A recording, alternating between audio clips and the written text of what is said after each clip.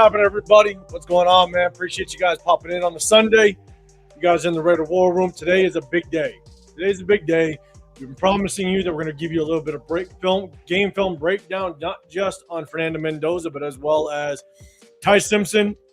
This is what we're focused on because that's going to be the biggest topic of discussion, biggest event that is going to happen in less than, 4 days? Thursday, it's the draft, man. It's going to be wild. We're going to be there. Severe's going to be with us in just a second. He's going to pop in. Don't worry. The Severe fans, he's going to be here. But on Thursday, we're going to be in Pittsburgh. So if you guys are going to be out there in Pittsburgh, definitely hit us up on Instagram, on IG. Let us know if you're going to be out there. I know a bunch of people are going to be out there. Shout out to our guy, Jeff, 401 Raider Jeff. He's going to be out there. We're going to all link up. Shout out to Myra, everybody. We're going to be popping, having a good time no matter what happens. Whether we pick Fernando, whether we trade back, it's going to be a fire time, man. So definitely hit us up if you're going to be out there. But today, I'm going to kind of preface kind of how the film breakdown is going to go. But just know we are going to get this in, break down Fernando Mendoza as well as Ty Simpson. You guys can definitely have your comments. Also give the feedback a little bit, but we want to get this in before the big day happens. So before we get into it, man, we're going to say what's up to chat in just a second, but got to say what's up to my guy, Chris. And also let everybody know, if you want to, maybe just a little bit of a teaser, then what you might be releasing on Wednesday.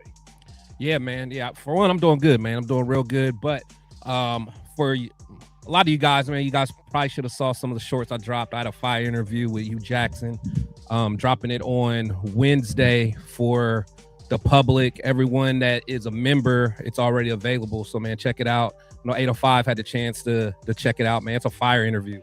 We talked about a lot of stuff. Talked about Mendoza, talked about Kubiak, and we talked about Ted Hurst, and really got into details of him because you guys know that he coached Ted Hurst last year. So he was able to give some good insight on him. And as you guys know, he's one of the guys that that had a top 30 visit for us. So, and the guy that we all kind of been looking at. So definitely check it out, man. So if you guys are members, it's already available. But if not, it will be available on Wednesday, man. So check it out. Yeah, man, 100%. And not gonna lie, I think I forgot to set up all my stuff, man. I was getting ready for this game film breakdown, and I think I didn't set up one thing. Hold on, give me 1 second. Double tap the screen, everybody. Double tap the screen. I'm gonna say what's up to the chat real quick. Got my boy Jack Ken in the building. What's happening, Jack? What's going on? Got my boy Raider Ryan in the building. Salute to you, my guy. Where's the flag? What's happening? What's going on? I'm not bueno. What's going on, my guy? Hope all is well with you. Assassin's Creed, what's going on? He said, checking nation. What up, Chris? 805. The Severe will be here soon, man. Got Big Luck in the building. What's going on? Yeah, we gonna look at some Mendoza stuff, man, for sure. Our boy Jeff in the building. Salute to Jeff. He gonna be out there in Pittsburgh with us. Gonna have a good time as always. Got Richard in the building. What's going on, my guy? And Coach, Coach always got to throw shots. He said, Severe ain't got no fans. Severe got one fan, and this is up here. Salute the Coach, man. Hope all's well. Let's see. Much love, and hope y'all having a great day. For sure, man. Appreciate you, Richard, man. Hope all's well with you. My man Coach said, I was going to watch, but since Severe is showing up, I'm a bail. It's all good, though, man. You can stay a little bit longer, man. Before you go, at least make sure you double tap the screen, man, for sure. As Severe says, you can hate tap us. You right on our face. Just tap it twice right on our face. You really hate us. My boy Dre in the building, man. What's going on, man? He says salute. Just saying what's goody before I have to go to bed, live on the East Coast, and have to work at goddamn, Dre. 3 a.m. Sheesh. That's you. I'm a East Coast dude too, man. But 3 a.m. is wild. Get that grinding though. Wild. Raphael, hey man, do you, bro? Do you? You know what I'm saying? Do you, man? Live your best life. 100%. Our quarterback might, never mind. My boy LS in the building. What's going on, LS? He said with the freshly polished hat. Severe gonna get on my hat. You know what I'm saying? This my favorite hat, man. Y'all be. This my hat. When I'm feeling good, that's when I got the satin joint. Hey, as long as it ain't Loon's hat, then you good. Exactly. It'll never be Loon's hat. It'll never be Loon's hat. TK in the building, man. What's going on? He said, "What's up, fellas? AOC going to Pittsburgh. That would be crazy." That would be crazy. Sack Town Raider Mike in the building, man. What's going on, my guy? Salute to you. Got Raider Hawaii in the building. It's been a while, but what's happening? Glad to see you, man. Yeah, haven't seen you in a while. And you back at the right time. We're about to break down. Dre, truck driver. Okay, I feel you. Get on that road, bro. Get on that road. You know, the DOT police be out there, man. For sure. But got Yvette in the building, man. Appreciate you, Yvette. I know you always show love, man. Salute to her, man. Salute. Richard. I know, man. My hat. I don't care what Severe got to say. I think my hat fire. He said, the hat is beautiful. What is it? No, I do have a velvet one. I do have a velvet. This is like a satin joint right here. This is a satin joint. So, all right, man. But enough about my hat, man. Let's get into this 805. We're gonna make it happen. We're gonna make it happen for sure. And then, just so you guys know, as we kind of go through this game film, Severe's gonna be with us in just a second. I definitely want to kind of get Severe's take on this as well. So I want to see him kind of roll up in here. But we're gonna go game film. Hold on, I'm glad LS is back. You know, we always gotta have them LS one-liners because I haven't seen LS in a while. But in a minute, he said Dre out here doing more trucking than Genty. I love the LS one-liners, man. Salute to my boy. He's back. Him, and you know, if it's LS, then you got Dixon. When Dixon, it's a lot going on. It's a lot going on. They just ping off of each other. It's oh yeah. But no, yeah. So we're gonna first take a look at Ty Simpson. Okay. I'm gonna showcase a little bit. Look, there's stuff about Ty Simpson that needs to improve without question. There's question marks around Ty Simpson. But there's a lot of what Ty Simpson did that translates extremely well to the NFL, and he did it at a very high level with a lot less talent around him. And his competition that he went up against was more experienced, more better, more improved than what Fernando Mendoza went up against. And so you got to kind of take that all into consideration. Now, we're going to break down Fernando Mendoza's game film as well. And if you're listening now or later on, just know when we break down Fernando Mendoza's game film, I'm going to showcase what he does very well, but I'm also going to showcase just the concerns that I have. And you're not going to see a lot of the back shoulder fades. You're not going to see a lot of the RPOs because, again, on average, Clint Kubiak did that 8% of the time, right? If he can increase that a little bit, back shoulder fades, you might see that 2 or maybe 3 times a game, depending on the scheme and the matchups. I want to know what does Fernando Mendoza look like as it relates to NFL-style throws. And you have some on there, but it's only about 20% of what he does because they are so RPO, back shoulder heavy. And so I'm going to showcase what he does very well, but I'm also going to showcase what the concerns are. And we're going to look at every throw from some of the top games that everybody wants to talk about, the Iowas, the Penn States, the Miami game. We are going to look at every throw, and we're going to determine when it was the toughest for him, when it was a really tough matchup, how did Fernando Mendoza perform? How did he look as a whole? And is it worth a number 1 overall pick? Because at the end of the day, it's got to be worth the number 1 overall pick. And does the performance match what the expectation will come with that number 1 overall pick? And so it's going to show a body of work. We'll do our best to get to as many questions as possible. But if you do know how it works, y'all that rock with us, if you have a question or a comment, hit that hashtag Raiders. We'll do our best to get to it. But we also want to make sure we kind of get this game film breakdown in. Share with you guys. You can give the opinions if you want. Hit that hashtag Raiders, and we're going to rock out doing so. So again, appreciate everybody that's jumping in the building. Do us a big favor. Double tap that screen. Hit that like button. Hit that sub button. If you want to get included in the chat, we do a sub-only chat. So hit that sub button if you want to get included. And I already see it. Assassin's Creed. Could Ty Simpson be the next Mitch Trubisky? We will talk about it after we go down the break down the game film. We'll let my guy Chris, he'll talk about it for a second. We'll let Severe, once he pops in, talk about it, and then we'll jump into Fernando. But first, we're going to take a look at Ty Simpson. Okay, and I'm going to be fair, and I will show you ways that I look at film very subjectively And I try to be as fair as possible. I'll show you some examples when it comes to Fernando Mendoza as well as Ty Simpson. So I'm going to go ahead and set it up. I already have it here. I'm going to go ahead and share the screen. We're going to share the window. Bang. Okay. Nope. Okay. Oh, I don't have the middle one in. All right. When Severe pops in, he'll take up that middle spot. So what I'm going to do is I'm going to show, obviously, the concerns of Ty Simpson. Okay. And I'm going to preface this.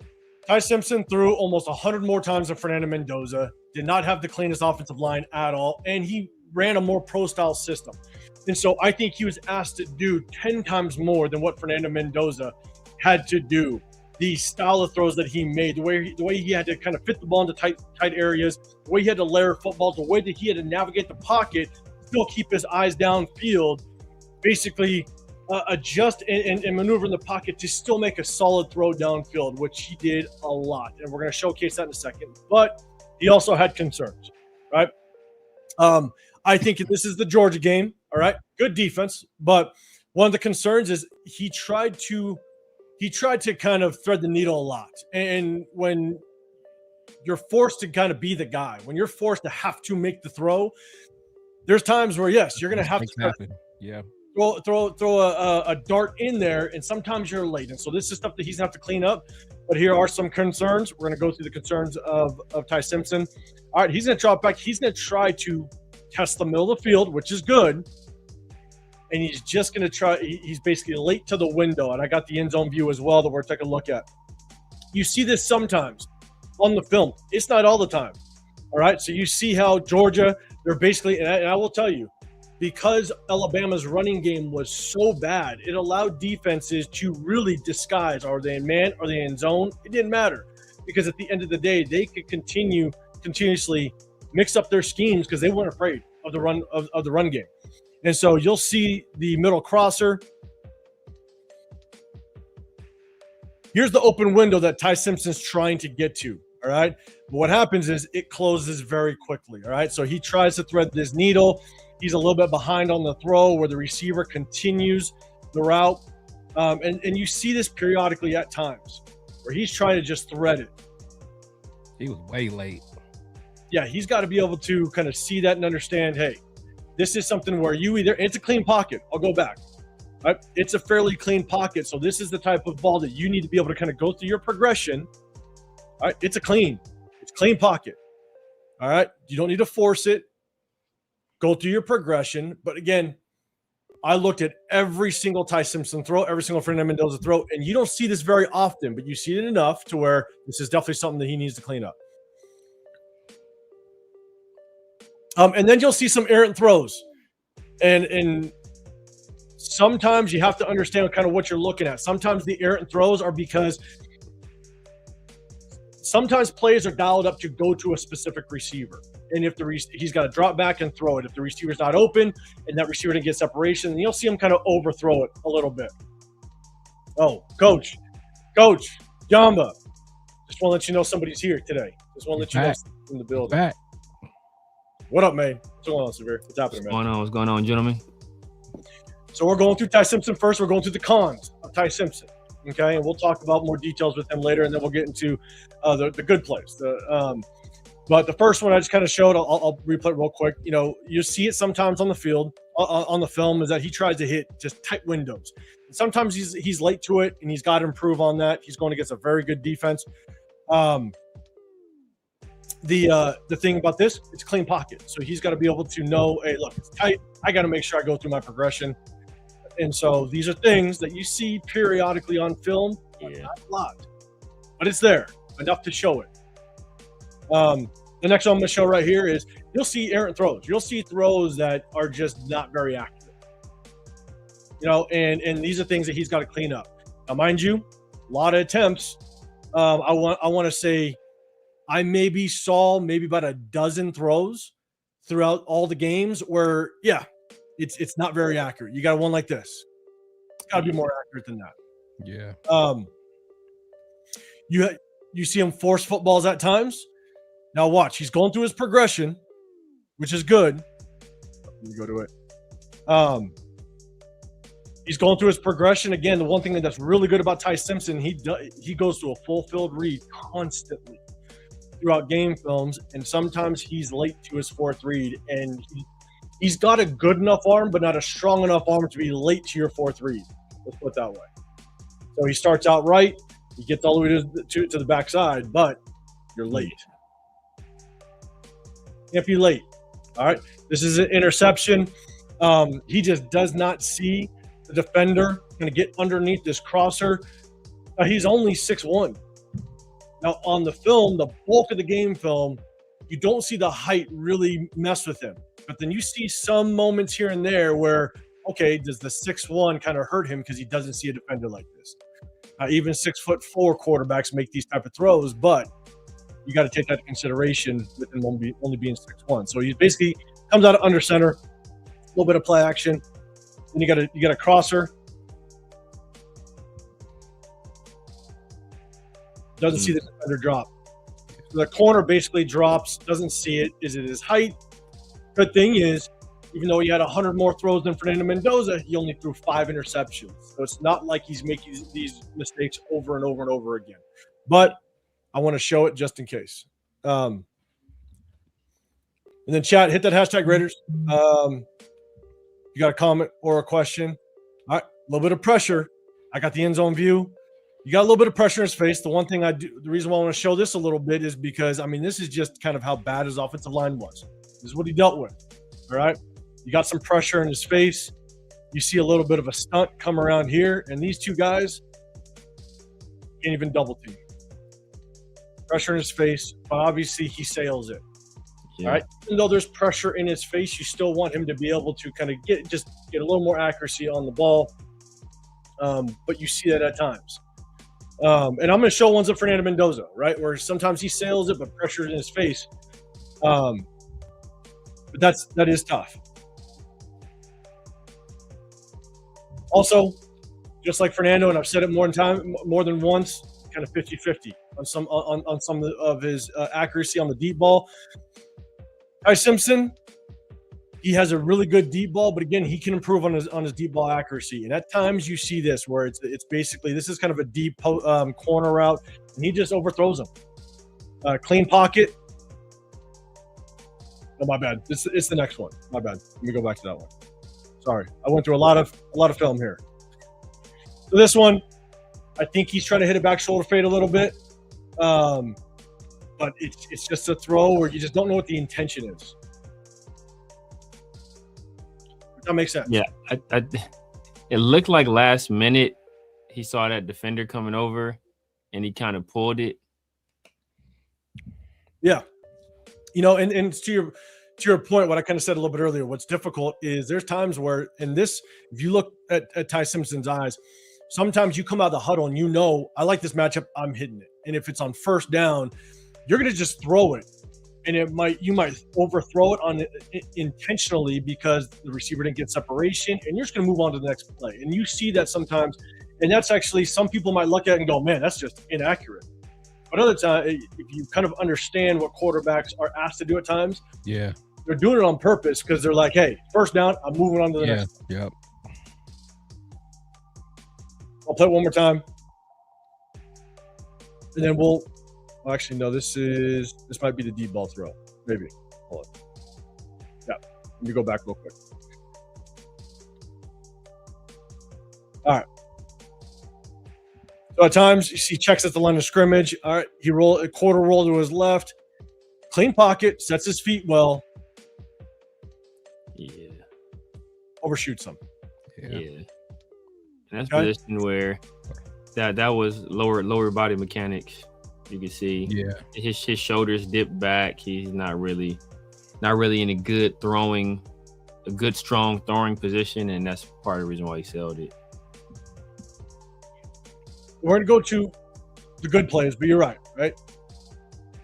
You'd like to see him kind of set his feet just a little bit longer, get a little more square to the throw. But either way, you got to hit that ball. You got to hit it. Yeah, got to hit that one. That's a touchdown. Yeah. This is a quick throw to Vanderbilt again. Mm-hmm. Now, this is an example. is this on purpose, or is this him seeing a linebacker drop into the zone? So you'll see this linebacker sit. You see him look at his outside receiver, his X receiver. Now you got a defender right here. Does he overthrow it? Yeah. The defender's there, or is it just inaccurate? I don't know. People could be the judge. Back to was that a miscommunication too? Because look when he's throwing that ball. Like him and the receiver, and I see like he's throwing a receiver. Look, it's the receiver. Yeah, the receiver down there did a curl. Yeah, I thought he was maybe expecting to turn over the other shoulder, or cut that back outside a little bit more. That could be miscommunication. Yeah, but you see throws like that where, and again, I'm going to be real. There's not very many compared to how many throws he had to make. Again, he had to throw the ball over 30 times, 9 times throughout the season. He had, I believe, 3 games where he threw 40-plus times. And so even though there are examples out there, there's just not very many. And so, but I want to show it. I want to be as fair as possible as it relates to just some of the concerns that you could definitely have with Ty Simpson. And you see throws like that periodically throughout the game film, but it's not very often at all. Remember, through 9 games, he was basically the front runner as the Heisman Trophy candidate. So that means he was playing really solid football through those first 9 games, and we could talk about playoffs, at a later date. But want to show examples of it. Now let's talk about Ty Simpson and how he is able to kind of perform when he's asked to make NFL level throws. Okay, and we're going to kind of run through this. I don't want to take too long because we're going to get into the Fernando Mendoza talk as well. We're going to break down that game film. But when Ty Simpson has to make NFL level throws, and when I mean NFL level, that means you're throwing tiered concepts. That means you're not just hitting shallow routes. You're hitting middle of the field concepts. You're hitting deep routes, not just post or go balls. You're hitting corner routes. You're hitting deep ins or dig routes. You're throwing on the run. You're being able to kind of navigate within the pocket, still keep a good base, and drive the ball down the middle of the field. It's all over the tape. And so I'm going to kind of go through it with him. Good feet, go through a progression, finds his man down the sideline. Yeah. Now, that's probably what his third read, probably, wasn't it? He's going right first. Boom, boom, boom. Yeah, that's probably third. Yeah, at least third. Yeah.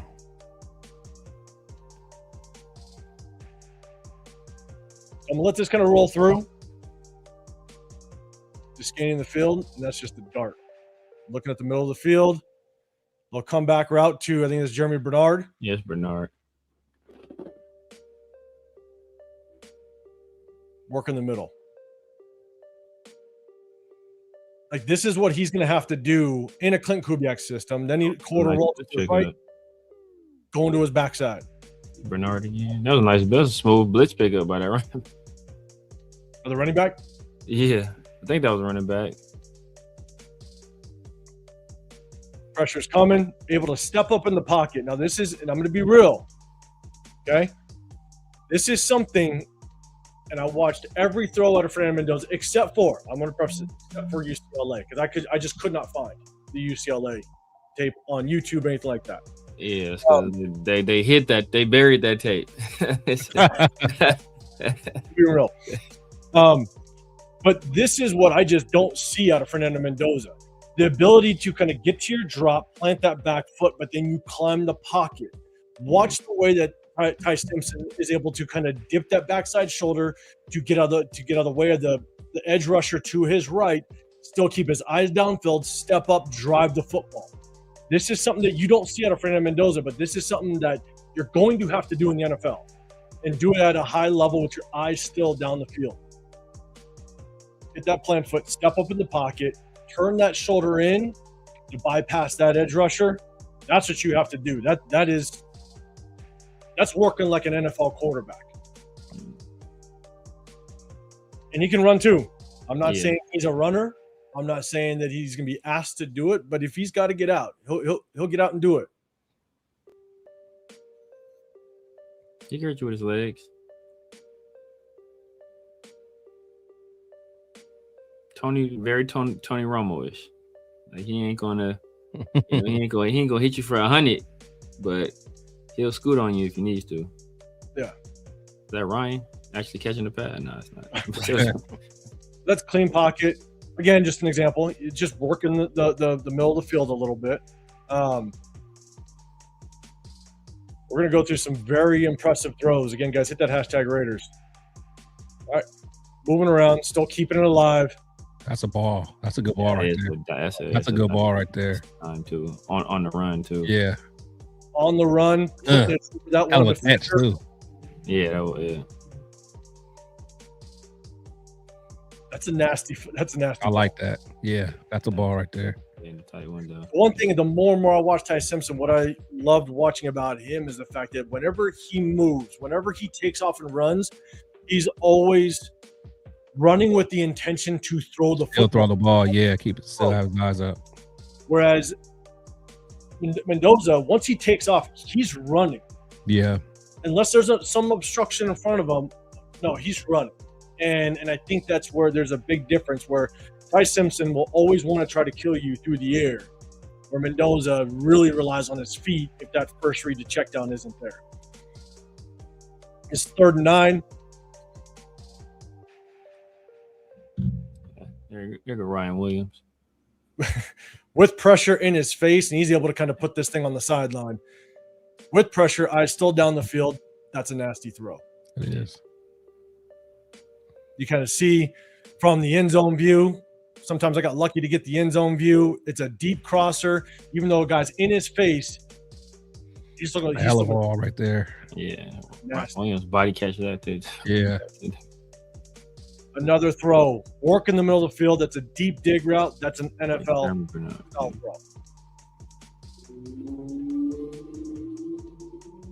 That's a layered throw. Again, more of a flood deep out concept. You got a shallow route. You got one on the sideline, maybe one running deep, and you got to place it over the linebacker in front of the safety. A little bit of work underneath center.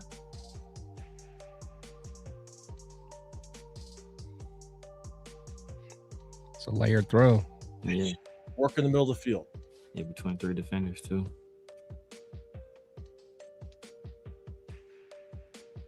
Is that Proctor? Proctor's their left tackle, isn't he? Yeah, Proctor 74. Hey, Proctor be balling, man. I know you ain't big sometimes. On his career. Hey, Proctor be out there balling sometimes. Sometimes. Proctor will have some of the best like pass pro reps you've ever seen in your life, and then he'll get beat like he stole something on like 2 plays later. Like he's super inconsistent, but all the traits are there. He's like 6'7", 6'8", 360. He moves well, like but obviously he's an Alabama tackle, so we've had those guys. And then like he's just so inconsistent, man. So inconsistent. But he's popped. I've seen some good reps so far from his high level talent. Him at his best. Yeah, he's tough. He'll be the best. He'd be the best tackle in this draft at his best. Or Max and Nacho. Those are 2 guys who be the best. But at his worst, he can be tragic. More and more I watch Proctor. I don't like his feet. That's the problem I have. Yes. Especially when you're in like the run blocking, when you're trying to get the second level. Sometimes he's going against more like athletic pass rushers. Yeah, speed guys be dude like a guy like Yannick. Yannick would do Proctor filth, or Bruce Irvin. Bruce Irvin do Proctor filthy. Back in the day. And I'm not even naming like Ty. I ain't going to throw guys like Bond or I ain't even throw guys like that. I'm talking about like guys that were good, but not like superstar good. Like they do him filthy. So I don't know if I rewound it. Yeah, that was the previous play. Yes, that's a nice time. All right, so one thing I want to notice, right? The big difference between Fernando Mendoza and Ty Simpson inside the red zone is every time you watch Ty Simpson in the red zone, these defenses can literally play different coverages because they have no fear of the run. Yeah, they can't run. For Fernando Mendoza, he saw man coverage 90% of the time because they were so afraid of the run that Fernando Mendoza knew exactly the coverage that they were in. And so Ty Simpson had to always deal with zone or man, zone or man. He had to understand what it was. And whenever you get the closer you get to that end zone, the tighter the spacing becomes. You got to be better with your timing. You got to be more pinpoint accurate, especially if you're getting to your third or fourth read, which Ty Simpson had to do a lot. And we'll show some examples of it. You got here at the 13-yard line. It's a ball. It's a good ball. It's a good ball. Wherever the receiver can catch it. A little bit on the run.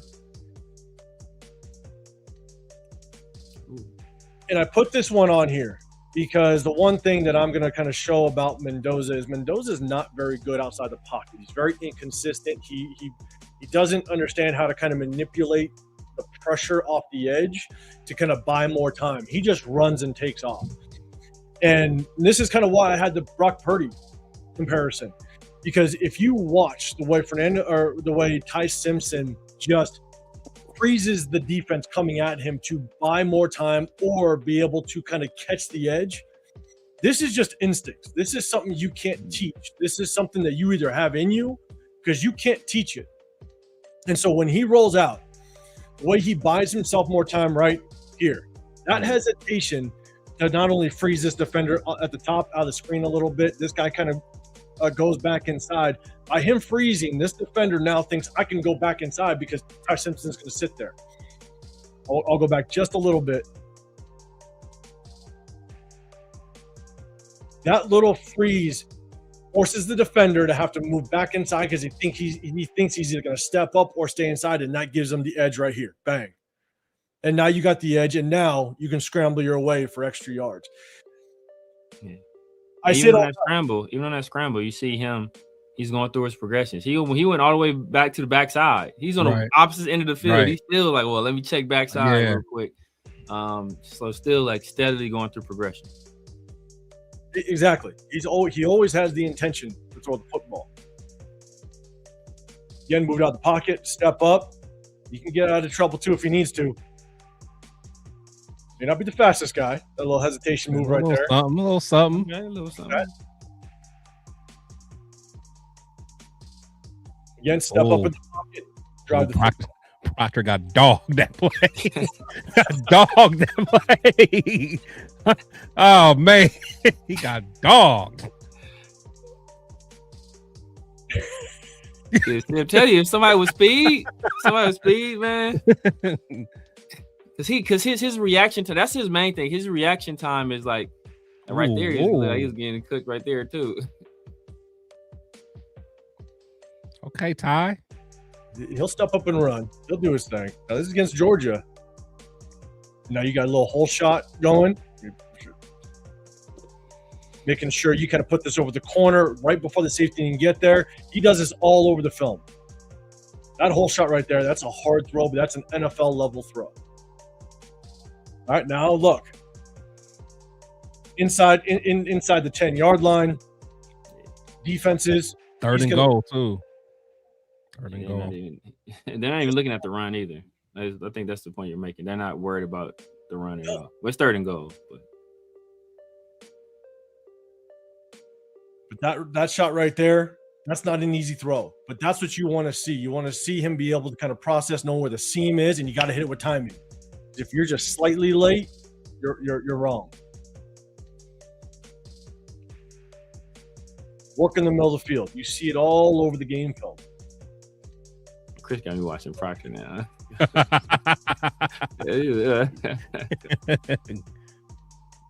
One thing I will say about Simpson though is I like that. Like his pocket presence is nice. It's like he's really nice. Aware. He's like he feels it.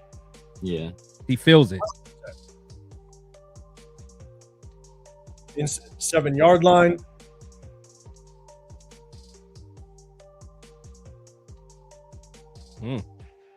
This is something, again, you watch him be able to obviously run play action. This is something that, again, I'm going to point out with Fernando Mendoza because you just don't see it. His ability to understand, watch him go from right to left with his progression, and he settles his feet and he gets his body in position to just drive the football.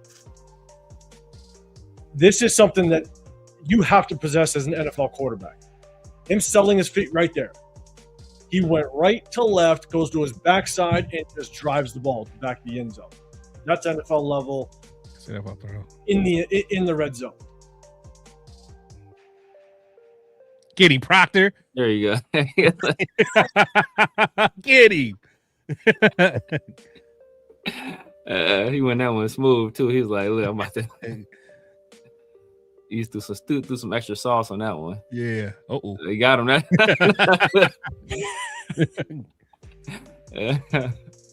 Again, just an example. Set on that time, you do them dirty. Ty Simpson going right to left. All right, he opens up. Watch his eyes. He's going right, and he can work his way left. And the only way that this is what makes it so difficult for quarterbacks at times when you go from the NFL to the pros. And if you haven't been asked to go through progression, the thing is you have to understand the defense extremely well and where the defense is going to drop and where they're going to move, because that's going to determine whether or not you need to know within a split second when you go to your backside progression, is that window going to be open? So Ty Simpson, when he looks right, he's got to see all this going on, especially this linebacker, because he's got to know, is this gap going to be open? And you just got to understand the movement of the defense and what type of defense they're in. Are they in a cover 2, a cover 3, right? Are they inverting the safety? Where's that middle linebacker? Is it Tampa 2 where the linebacker's dropping? It's all going to be processed in a matter of a second. And if you're good with going through your progression and finding the backside, dig route, seam, if you can already do it at a high level in college, that means there's a good chance, not guaranteed, but a good chance you're going to be able to do it in the NFL at a decent level, maybe at a high level. But you at least have examples to point to and go, you did it in college, so we got something to work with. And him being able to look right and then see the window on the backside and hit it with accuracy, he's going to have to do it in the NFL, and he shows it all over the game film. Yeah. Clean pocket, find the middle of the field.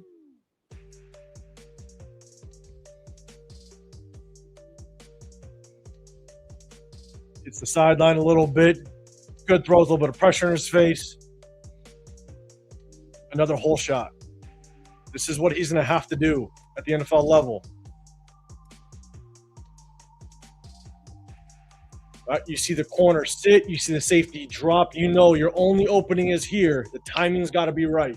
But the only reason, the way that this works is if you can manipulate the safeties with your eyes. And this is what Ty Simpson did all over the game film, is he executes his play action with his eyes to the left, which holds this safety on this hash mark just long enough for him to go back, and you got to have the arm strength to be able to hit him to the sideline before the safety can get there. So he executes his play action, eyes to the left, goes back to the right.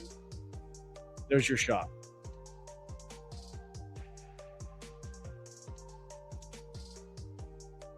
On the run.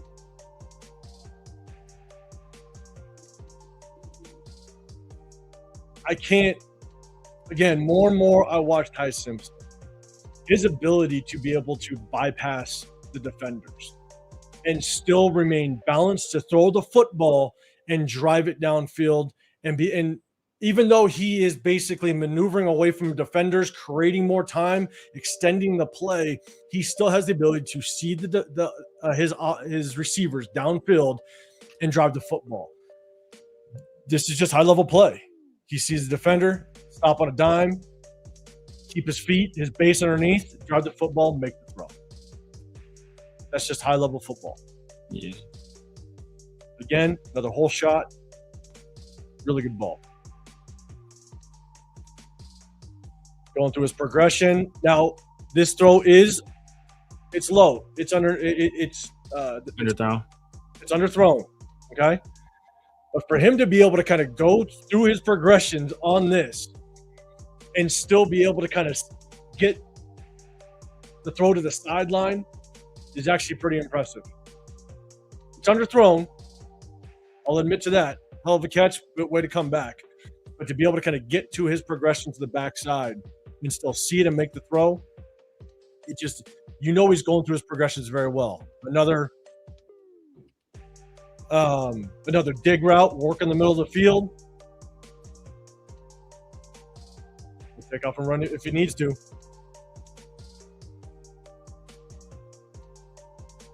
On the move, keeps his eyes. He can improvise as well. Nice. Mendoza does it well too. We're going to showcase a lot of it. Yeah. Good step up in the pocket and still able to drive the football. Flood concept to that side. He hits the mid-range route. Another hole shot. I think. Let me go back to that one. All right, being able to kind of know when you got a flat defender and a corner dropping, where's the opening? Oh, that's a good movement by the tight end. That was a nice play by the tight end. It's good, and you can kind of see that he had like a rapport with him, right? Both the tight end knew corner sitting, or at least there's a flat defender. Let me extend my route a little bit. Both of them knew it. They're on the same page. It's good. It's a good job of them improvising. But Ty knew I got to force this ball in there. Tight window. And that my bad. That may be just me being racist. Maybe that's a wide receiver. Like, man, I just saw a big white guy. I said tight end. It could be a wide receiver, y'all. Don't hold that against me. Like that Jack Best. Exactly. This is probably one of Ty Simpson's best throws of the entire season. He's basically going to hit a seam route for a touchdown. He's going to fire this thing into the back of the end zone. It's a beautiful throw before the safety can get there. I think there's two angles of it. This is as high caliber of a throw you can get, in all honesty. Ooh. Yes. Ooh. That had to be on the rope, man. Yeah. He's got to get it there before the safety can get over. He just fires this thing. Any post right there, yeah. The corner didn't even stand a chance because the accuracy was too good. It was exactly where it needed to be. I mean, this is a very good throw. Yeah, that's a good route. Good job of running the route as well. Yeah, it was a nice route. Step up in the pocket. Yeah, I really like his pocket presence. Pocket presence And I'm not a big Ty, and I'll be honest, I'm not the biggest Ty Simpson fan, but the way he maneuvers in the pocket is nice. Yeah, really nice. Like he can feel the pressure. He knows how to get away from it to keep his eyes downfield, and he can hurt you a little bit with his legs. He could feel the pressure, but the thing is when he feels the pressure, he still gets the ball out. He does a really good job of still staying in the play and still trying to get that ball to his receiver. Here comes the pressure again. Uh-oh, Proctor out there getting bullied. He's too damn big to be getting bullied like that, bro. Too damn big. This is 4th and 8. Oh, that's nice. Good coverage, too. Good coverage. Putting the ball where it needs to be. Now, again, this is another really good example. After this throw, Ty Simpson understanding how to negate pressure by himself. He's going to roll to his right a little bit. Defender's going to come. He's going to stop. He's going to basically retract, gain his balance, be able to step up, and still find the guy on the backside. All right, so he kind of gets out of the pocket a little bit. Just the feel he has in the pocket. Well, that's 3rd and 13. That's a big time play. Yeah, it's a big play. It's a big time play right there. Like this feel for the pocket, and he sees that he has help. His offensive lineman's coming to kind of help that defender closest to him, and still eyes downfield, finds him, finds his man. Like his pocket presence is damn good. His ability to extend the play. This throw right here. That's a dime right there. That's a dime. Where's our guy, my two? Ryan Williams decided to bring his hands to this game. Right. Right. I mean, Ty Simpson's just firing at all levels of the football field, and he shows it. All right, he's rolling out, still keeping the play alive, finding his receiver. Nice. Yeah. Running to his left too. Starts out right, rolling to his left, gets body back and gets his shoulders back over, and he's able to find his man. Like his ability to work out of structure is still damn good. Works the middle of the field.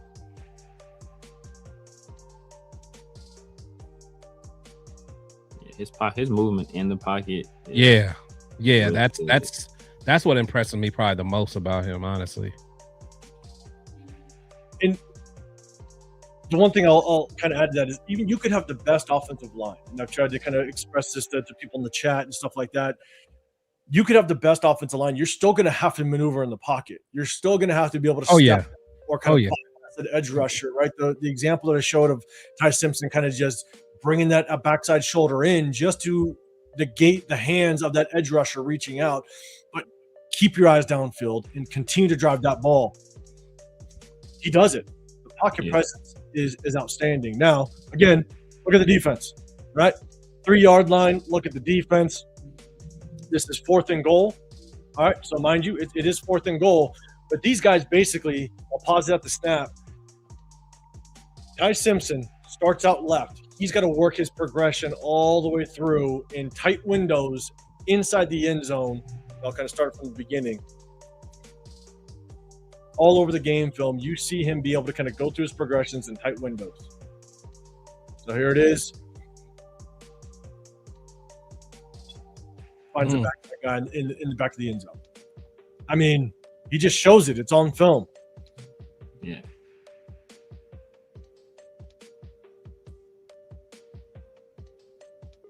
Him getting loose a little bit. This is a 3rd and 7.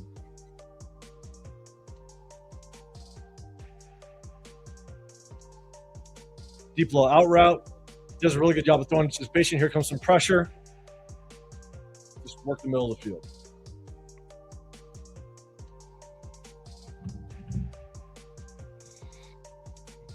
Play action. Keeps working the middle of the field. And I mean, not just working the middle of the field, it's working at a high level.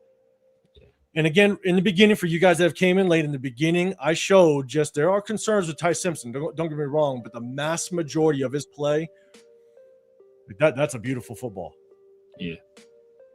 Number 80 kind of nice. Yeah, and that's what I'm saying, man. I don't know, number 80 and number 1. These low-key out here serving. Cuevas is pretty good. Now, I think 1 is that Williams kid, right? Nah, 2 is Williams. 2 is Williams, and then I think at one point, I think there was a redshirt freshman that came in that had to be his target, his number 1 target, and he had a shit drops too. But watching Ty Simpson, he works right, and then he goes left and finds basically the sideline go route by his tight end. Accuracy is perfect, but he starts out right and works through his progression, moves the safety with his eyes, works right, then he comes back to his left. It's a beautiful football. Yeah, it's Cuevas. Cuevas is he a nice little smooth little move tight end too. They're serving on the outside. Yeah. Play action under center, step up in the pocket, drive it. Yeah. The way he steps up, man. Yeah. His pocket presence is probably some of the best in college football. Step up, keep the eyes down, find them. Did he drop that? Oh, you got it. Inside the red zone, some tight windows, finds it. I mean, that's not an easy throw at all, but that's a throw you're going to have to make in the pros. Yeah. Still work in the middle.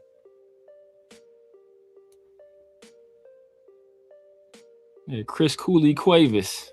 Here we go. You do got that Chris Cooley game to him. Yeah, he ain't the biggest dude. He like 240, but hey, you're making it happen. And this is just going to show just how much he does work the middle of the field. And we're going to go to Mendoza here in just a second. Step up. Keep his feet good in the pocket. Again, what I like about him, and this is something that quarterbacks are always asked to do, is even when the pocket is clean, you want to keep your feet active. The moment your feet get stale, which means they just kind of stand still. Now you don't have the ability to kind of drive the football or move if you need to. His feet are always active in the pocket, which is really good.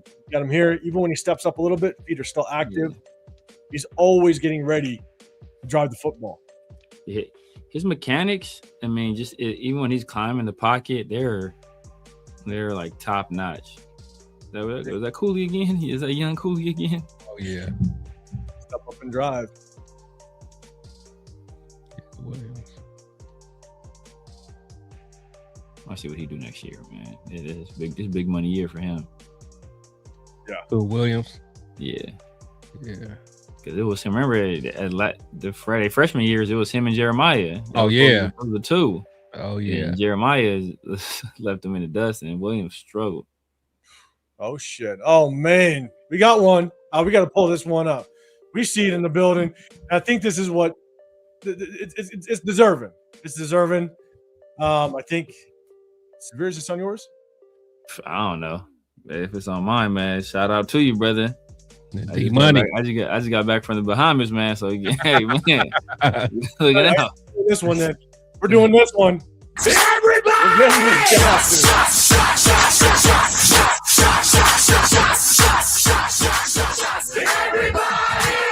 Salute D Money. Salute. Appreciate you, my guy. Hey, that's that's what Bahama money, and hey, that's Pittsburgh money too. Man, hey, man, that's your picture of beer money from right. From Jack Kenner. Oh, you. Oh man, hey, yeah. Let me get this, man. Let me get this. Ring on the clock. Someone offers first round swap. Put it up. Hey, put it up. Yeah. Ring on the clock. Someone offers first round swap and 2 second round picks this year. Next year, 27, 2 first round picks. Ty Simpson is gone at before pick 36. What QB would you take if you had to develop a true talent or wait for 2027 for the best QB class? I would personally wait. Me too. I would wait. I'm taking that trade. That trade. Oh yeah, that trade. I'm taking that trade immediately. But I'm waiting. I might take a flyer on a late round guy. Jalen Daniels is a guy. This developmental guy. I think he's like a Snoop Huntley, Tyrod Taylor type of dude. He should be available late. He was a Heisman Trophy candidate at one time. Trying to think of any other guy. I mean, depending on where Aller is another guy. You could maybe take a chance on the tools there. He should be available very late as well. So you can take a chance on one of those guys late.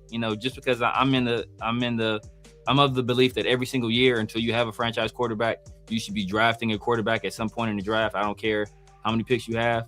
At some point, you should be taking a quarterback to develop and, cycle through those guys until you finally hit on one. You might get lucky and get a Romo or a Purdy or, God forbid, a Brady or something like that. But unless you're taking those guys, you're never going to hit on one of those late round guys. So until you have one, pick one. But personally, I'm not taking one early. At that point, I'm waiting until 2027. We're probably going to be a pretty bad team regardless. So it will still be picking rather highly, and we'll have multiple first round picks to kind of maneuver up in the first round if need be. So I'm taking that route. Yeah, man. Chris, what's your thought? Because this is the premise that Ty Simpson's gone by 36. So, Chris, what's your thoughts on this? No, for sure. I mean, I'm definitely taking the trade for sure. And again, I'm looking next year. Again, I'm whatever I get this year. Again, I'm still building the trenches, still looking for some weapons for, it'll be Kirk this year. But yeah, if I had to, I'm kind of like Severe. I'll get someone in a later round. But again, I'll be okay going into this season with Kirk and AOC and then another young guy. I'm totally okay with that, knowing that in a class that's going to be similar, at least hopefully it'll be similar to that 2024 class. We got all kinds of ammunition to go in there and imagine, like, again, I still think we're going to win about 6 games, just kind of looking at the schedule. That maybe put us in, around 5, pick 5 or something like that. I think all day, we'll be able to get a good quarterback and might be able to get a chance to get one of the best receivers in next year's draft. So, I mean, if we do that, if we do something like this, I think that's one of those franchise altering type drafts that can take us to the next level. I'm with you, and so I'm taking that trade in a heartbeat. And Ty Simpson's gone, and look, we'll talk about Ty Simpson, just where we think he potentially should go, and I'll share my thoughts on that. But with Ty Simpson, if he's gone, I'm taking that trade, and I am getting a quarterback kind of in the later rounds, maybe starting around the 4th round, but I'm getting someone that I could start the process of development. Like Severe said, Chris, you've just said it. No matter what, I'm getting a quarterback. It just depends on probably around the 4th. I'll start looking if Drew Aller's still out there. Yeah. Carson Beck has all the experience in the world, so I would take a flyer on Carson Beck because he has a shit ton of experience. Nussmeier, if it wasn't for the injuries that he suffered, could Nussmeier have been a little bit better quarterback? But either way, I'm going to at least take a quarterback somewhere in day 3, just to start the process of development. But with all that draft capital, we now put ourselves in position to go up and get a guy if we need to. And Chris, like you said, I know Severe, you said it, next year's quarterback class, as much as I don't like waiting, but I also want to make sure we get the right guy. And next year's quarterback class could be absolutely nasty. You could be pick 7 and still get either the quarterback or one of the best quarterbacks in the draft. You may even just have to move up maybe 2 or 3 spots. So, but man, D-Money. Shout out to you, big dog. Shout out to everybody. Oh my God. Shout out to everybody else in here. We're trying to fly through this because we still have Fernando Mendoza that we have to go over. And so I appreciate everybody in the building. Do us a big favor. Double tap that screen. We promise you some film breakdown. We got Ty Simpson. I showed you the concerns of Ty Simpson earlier. Now we're going through the pros. We only have a few more plays left, and then we're going into Fernando Mendoza. But DK, real quick, you said based on what we're watching, why is the narrative so different? What you're saying about Simpson is barely being discussed? That's not. Oh, go ahead. I'm only going to say it's because the mass majority, what they do is they go off of analytics, and they will say, well, he's 6'1". History tells you 6'1" doesn't work out. He only has 15 starts. That is concerning. Don't get me wrong, right? 15 starts is even concerning for me. I don't like it. Big reason why is because you want more starts so that teams have a lot of game film on you to kind of prepare for you, to scheme against you. And when you've only started one season, that doesn't give teams that second season to really have enough game film to really scheme against you. So that is a concern, and I have that same concern. That's why I have Ty Simpson not a number 1 overall pick, right? You got to move him back. But so many people on TV and stuff like that, they go off of analytics, and they go off of what analytics tell you. And so that's why they instantly just drop Ty Simpson. So that's why I think you don't hear more about the good that you see. You hear more about but he's 6'1" and only has 15 starts. And durability, right? The gastritis, he had some injury stuff this season. The durability is a true concern. So they lean on that because that's what the analytics tell you, but they rarely focus solely on the game film because a lot of analysts that are on TV, they don't watch the game film as a whole. They rely on analytics. So, Chris, you had something to say in this. I'll throw it to you on that one. Yeah, no, I mean, I think you hit it spot on, but also the ones that do speak out about it, everyone crucifies them. Like Dan O, I mean, he's getting crucified, and they're talking about him stepping out of the back of the end zone, but that has nothing to do with the points that he's making. Yeah. I mean, he's bringing it up. 805's been bringing it up. This isn't new stuff. This is stuff that people have been saying, but as soon as it's a popularity contest. Once someone says something that you don't like, everyone just bashes in on them. You don't know ball all of a sudden, but it's out there. It's just, people just want to laugh at it or crucify it. Yeah, Severe, what's your thoughts?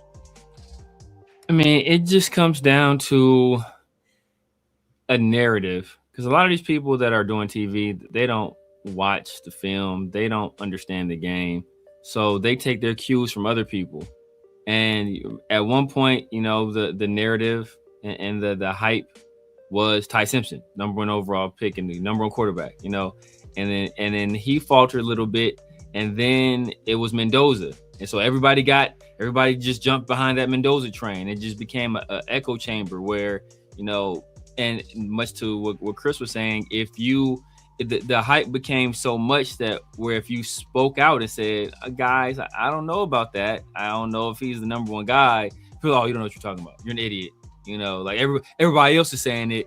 So then it becomes kind of like a self-fulfilling evaluation, because since this guy said it and now this guy says it, well, if you don't say it, then you're wrong. So we can't have anybody that, you know, that's outside of the circle saying anything that's disagreeing with these other people. So now everybody feels a pressure to where, you know what, hey, maybe these guys are right. You know, maybe I'm the person that's wrong. And so then they just parrot that same narrative. And like I said, it just becomes basically a massive circle jerk. Pause. But, you know, this is what it is. It's an echo chamber. That's it is. No. So, yeah, shout out to everybody. Do us a big favor, double tap that screen. We're going to try to pick up as many questions as we can, but we're trying to also get through this game film. We're going to keep going. Again, there's more just looking at Ty Simpson, pro-level throws. I think we've seen a lot of examples of him working the middle of the field, not just you go under pressure, finding it a little low, but pressure in his face, still finding it, keeping his eyes open, even when pressure's in his face, being able to navigate the pocket, step up, keep his eyes downfield, still make the throw. I'm going to go back one more time. Chris, you've been saying you like it. Yeah. You see, this is Eastern Illinois. I get it, right? But you see just the navigating he has to do in this pocket, and where does his eyes continue to stay? Downfield, and he finds his open man. This is 3rd and 6. Man, it's a hell of a play, man. Yeah. Big old Proctor showed some mobility there too. He ran that. He ran with. Right, keep showing that mobility. He can get up there if he wants to. That's against Auburn too. Tight quarters, navigating. I mean, oh, nice. It's a good catch too. Yeah. It's a great catch. It's good ball placement and his ability. Look, they're bringing pressure. So what does Ty Simpson do? He knows he has to. He's got to maneuver. And I'm going to show some examples of Fernando Mendoza where it's not good. All right. But again, I'm going to show good of Fernando. Don't worry. I'll show you how I'm not biased. Okay. But you see this example. It's clear man coverage. All right. It's man coverage. You got pressed down here. You're basically straddling the line of script or the end zone, which means you're man to man. Everybody's coming. So what does Ty Simpson do? He continues to kind of get into his drop, and he extends his drop. Why? Because it gives him just that split second longer to let his guy clear the back of the end zone. All right. And this is what you want to see. This is just the awareness that he has in this type of situation, that I gotta buy just an extra half a second for my guy to clear. Yeah. That's what he does. He continues in his drop. He bypasses the guy that falls at his feet, and he's able to hit the back of the end zone. Pressure coming, stays in it, hits the middle of the field. Pressure coming, he's able to kind of get that ball to the sideline. Good thing about this one, I'm not going to go back. Hash.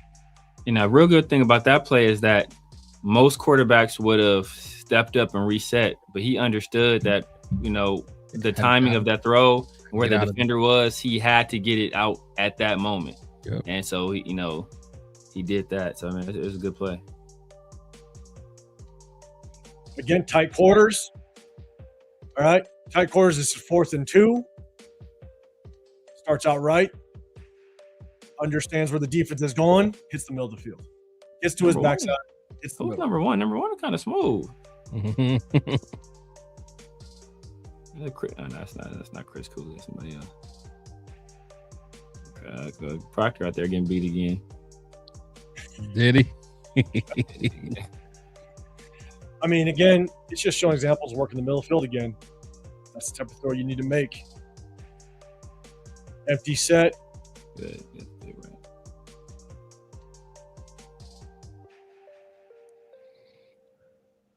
Working play action. Again, just an example, right? Gets to the top of his drop. Let me go back just a little bit. I only got a couple more left. We're getting to Mendoza. People, don't worry. Proctor been mauling dudes ever since that one play he got beat. He's been mauling everybody ever since. He's been mauling everybody since then. If he get his paws on you, it's over. It's a wrap. It's a wrap. Play action. He starts out left. All right. Starts out left. Actually, this is him actually getting to a second read. All right. Let me pause it again. He opens up. All right. In a matter of damn near 1 second, maybe, he literally goes. He's already looking at his first read. Yeah. Getting his shoulders rotated. He's getting to his second. And then he gets to his third.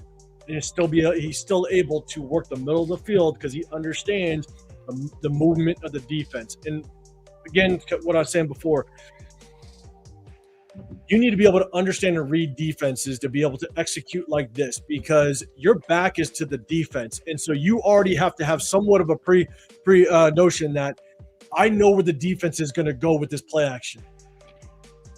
And so he's already at his first, gets to his second, back to his third, and still works the middle of the field. That's a good play. That's a good play, man. That's a good play. And just puts it. That's a nice throw right there too. Number one. And that's it. That's it. All right. So there it is. We broke down the concerns in the beginning. All right. But I'm telling you, the concerns are few and far between as it relates to his accuracy, ball placement, his ability to kind of go through reads. He has some errant throws at times. And some of the interceptions, is it because of the height?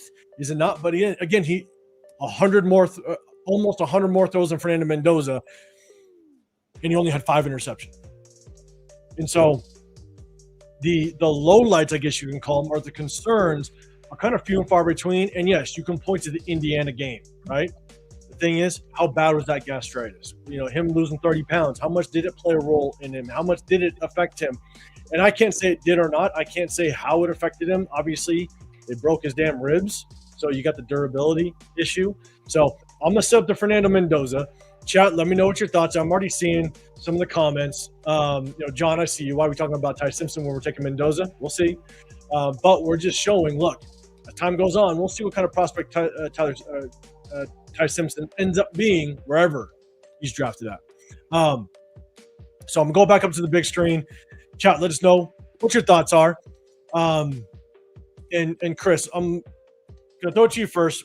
What's your overall thoughts on Ty Simpson? And ultimately, one, would you be good if we drafted him? And where would you think you'd be good with drafting him if that was the case? Some overall thoughts. I think he's pretty. I mean, he's pretty good. Would I want to draft him? No. Even if we trade back, I don't. And again, I'm looking at what the quarterback class of next year looks like. So to be honest, I don't want to draft him, but just watching him, I think he could, if he's another guy that I still think is going to have all the pieces around him. He's going to have to, have the running game. I think at the NFL level, at least, he's going to have that, a good tight end. I think he's a guy that he could probably cook with someone like Brock. And then I think he's going to need a good wide receiver one. So, but I think, with him, because I don't know how early he's going to go in this draft. Like, I don't know if a team's going to want to pull the trigger, real soon on him. But if he goes to one of those teams, it's kind of like in the middle of the round where they may have some talent. He may fit in pretty well. Like if he goes to someone like the Rams and take over for Stafford, craziest. He'll cook. He'll absolutely cook there. So, in the right situation, I think he'll be okay. But I don't want him for us, even if we trade back. And the only thing that I 100% agree with you that you need to build around really any quarterback, but you got to build around Ty Simpson because I look at him as like a Brock Purdy, right? He's going to be a guy that at Alabama, he didn't have all the talent in the world, 123rd rushing game. So he couldn't lean on the rushing game. Again, threw over 30 times, 9 times, 3 times he threw over 40 times, right? So, and he didn't have the best receivers, a good tight end, but experienced a lot of drops. I think that one kid, what's his name, like Roland Williams or Ryan Williams? Williams. I mean, had 8 drops in one game, right? So even without all the talent in the world around him against good competition in the SEC, he still, through 9 games, was literally looked at as the front runner for the Heisman, right? So I think he has the ability to work with not the most talent, but I 100% agree. One, with every quarterback, but two, you definitely got to build around them. But I do like the fact with Ty Simpson that he was able to work with not the best talent and just kind of show that ability. So that's fair. Thoughts on Ty Simpson? Again, just overall thoughts. And then if we were to draft him, where do you think his spot is?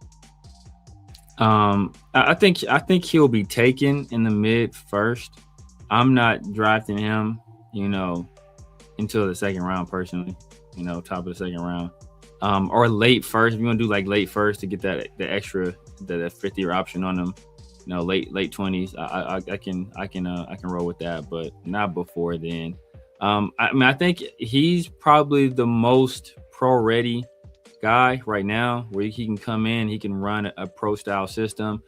He's comfortable turning his back to the defense, running gun action, running boot action, quarter boots, full boots. Like you see the mobility in the pocket, and that's where a lot of people, I think they don't pay enough attention to how a guy moves inside the pocket. I know a lot of people talk about, Mendoza is more athletic than you think, but when he's maneuvering inside of the pocket, it's very awkward. He drops his eyes. He's not looking to make throws down the field most of the time.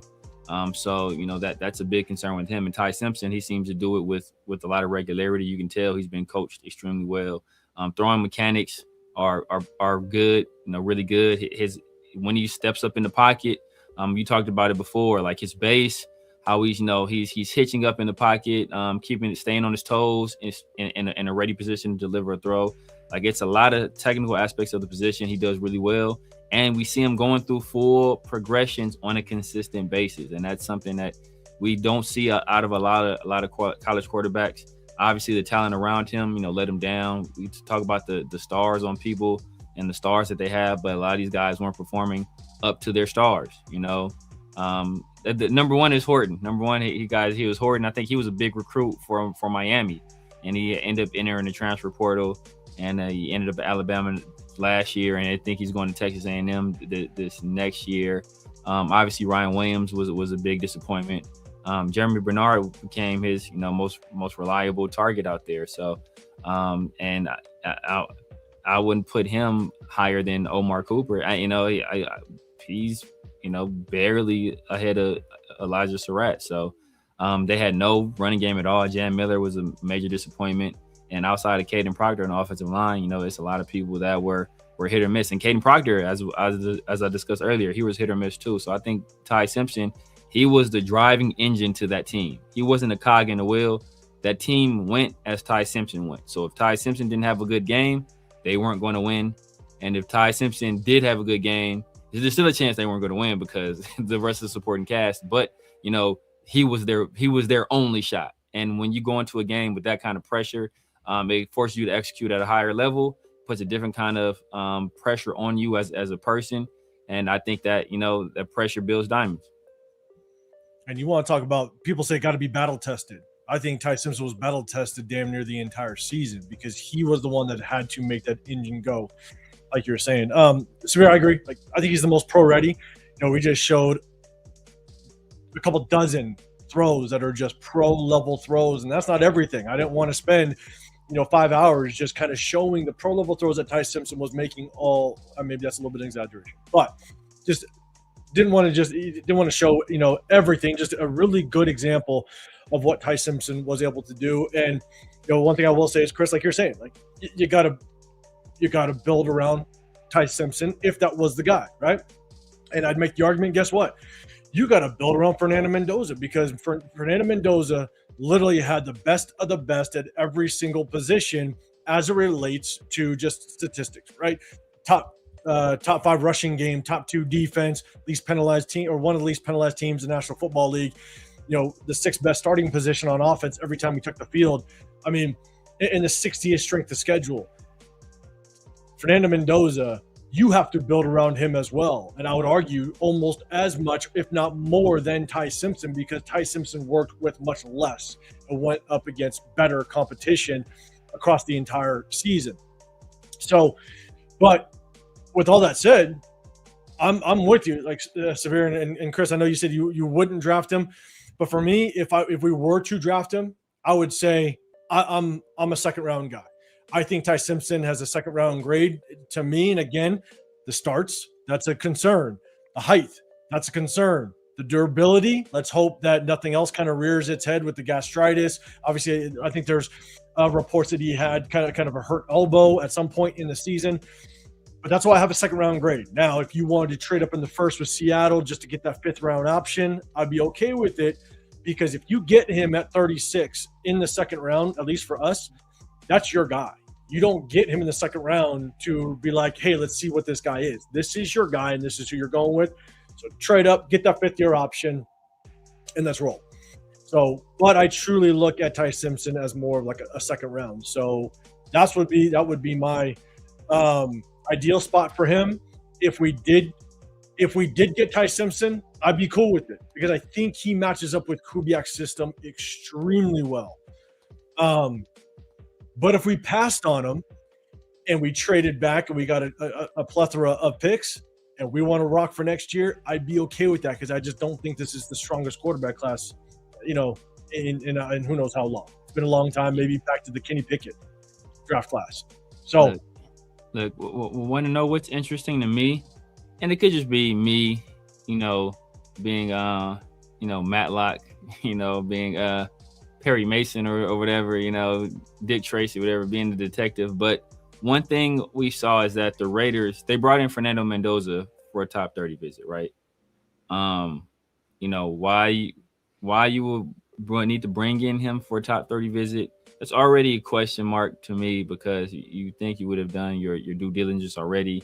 You've had dinner with the guy and all that stuff, or talked to him at the combine, did all that stuff. So why bring him in again for a top 30 visit? Very interesting to me. And the Raiders they've been coy about what they want to do at number 1 overall. I think the expectation from the world, I'm sure from NFL circles, is that they will take Fernando Mendoza. But, at no point has Spytech acknowledged it or said, you know what, we're leaning toward one thing or another. He's been very coy about it. And interesting that they haven't talked to Ty Simpson at all. And we do know that teams sometimes use their top 30 visits to put smoke screens out there. I'm not saying that's what this is, but I'm just saying that if you wanted to create the illusion that you could conceivably trade back, which it seems that Spytech wants to create on some level, because that's why he hasn't answered that question in the affirmative at any time, then you would conceivably want to bring in at least another quarterback that could be potentially taken high. And he hasn't done that. And that is curious to me. It could end up meaning nothing, but it could definitely end up meaning something. So we'll see. We'll see. I agree. G-Fam, what's going on, man? Yeah, myself and Severe will be in Bakersfield, because I'm obviously in the Vegas area. Severe is in SoCal, and so we're gonna be we're over there with Cheeto Linus, with Leo, so we'll be there, man. So if you're gonna be there, be good to put names to faces, big dog. Okay. Again, we promised. We only got 4 days left till the draft. We promised some game film. We're gonna break down Fernando Mendoza. Do me a huge favor. Like to double tap the screen, hit the like button, hit the sub button if you want to get included in the chat. And like Severe has always said, and Chris said it earlier in the live, even if you hate what we're going after, just hit that screen a little bit harder, bro. Just hit us in the face a little bit and take your frustration out. So, look. Oh, hold on. Where did it go? Why not? We have the number 1 overall pick. What could us saying we're going to do? Like, what is that going to do? It affects literally nothing. If we say we're going to take a certain guy, the only reason you don't is because you're holding out for the possibility of a trade or something else. Literally, in the past, teams used to have deals negotiated and done with the number 1 overall pick several days before the draft, right? Sometimes weeks. So, like, if we're so locked in on this player, why not just confirm it to the media? He just had a media appearance with the assistant GM, Patch, from the guy from Denver. Like, he just had a media appearance with him, and he said, and he answered it very acutely, right? He answered in a very particular way. They said, they were answering the phones. They weren't hanging up the phones, and that several teams had offered trades, and they know where they stand. At no point did he say, I haven't heard an offer I want yet or anything like that. He said several teams have offered trades, and they know where they stand. So that could mean there was a hierarchy, and he's trying to start a bidding war, and that he's trying to let some other teams like, look, man, your deal was lacking. If you want to get ahead of the teams that are ahead of you, you better step it up a little bit, because right now you're in third place. Or like I said, it could mean absolutely nothing, and it is just him practicing and him going through the motions as if they weren't picking number one overall. But like I said, there's really no reason to at this point. I'm with you, and I'm going to say two things to that. Number one, John Spytek last season also said you don't trade away an asset like Max Crosby. When he was asked about Max Crosby, this was last season, he said you never trade away an asset like Max Crosby. What did he attempt to do? It wasn't because he didn't want to, it's because the Ravens backed out. The amount of people that came into our lives are saying, we're never trading Max. Oh, Max yeah. is we're never, like, are you crazy? And then what happened? Yep. Spytek traded his ass away. Yep. So now, and then I'll finish it off with saying, look, all three of us think that's the pick. All three of us, we wholeheartedly believe that Fernando Mendoza is going to be the pick. Yes. This may not be the one that we want, but we're not arguing the fact. We're just putting some game film out. If you agree, disagree, hey, you do you and have some fun. All right. I'm going to share the screen. We're going to go Fernando Mendoza. And trust me, I know all you guys, the majority of the chat, most of the chat, you guys are sold, and I get it. Then you do you and have fun. But there's things that I definitely want to point out. And look, at the end of the day, if he continues to struggle into year 3 and you still the same things, then guess what? Maybe you can point back to this live, or you can come at me and say, hey, you answered all the questions that you had, which is perfect. But what I like to do, just like I did with Ty Simpson, there's a lot to like about Fernando Mendoza. Don't get me wrong. Now, I'm not going to show a lot of RPOs. I'm just going to put this out there, guys. I'm not going to show a lot of RPOs. I'm not going to show a lot of back shoulder fades. Why? Because we all know he does that at a high level. There's no argument there. But at the same time, that was about 80% of what he did. And so there may not be a ton of plays that I can show that translate to the NFL, because Clint Kubiak, he ran 8% RPO. Back shoulder fade, you're going to run maybe 3-4 times a game. So that makes up of maybe 15% of what he's going to be asked to do. And so I need to know what translates to the NFL. What type of throws and positions are you put in that translate to what you're going to have to do in the NFL? And that's how at least I evaluate. Everybody can evaluate the way they want. You do you. You're not going to see a lot of back shoulder fades or RPOs because, one, he's very good at it. It's not an argument. But a lot of that doesn't translate to the NFL. So the good about Fernando Mendoza. I'm going to go through some plays. All right. Look, his arm strength is there. I have no question about his arm strength. Clean pocket, good deep out route.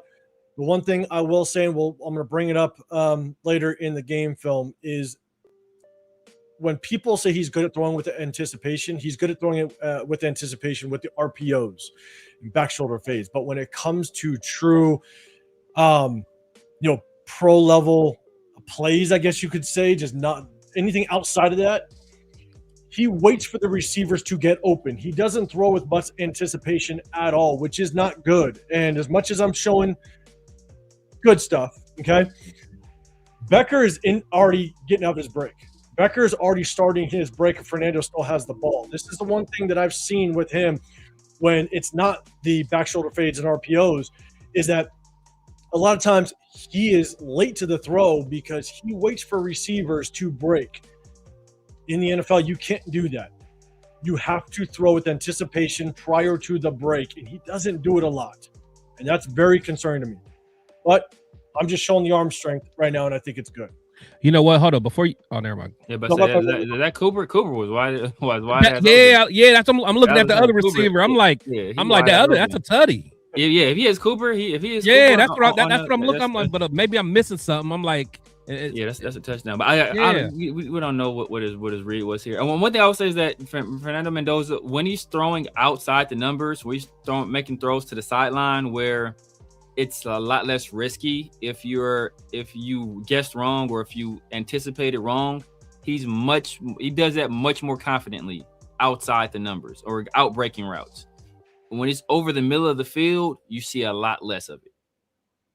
A lot less. And he doesn't really like to go that way. So, for example, right, this is the safe route. He knows there's no safety on top.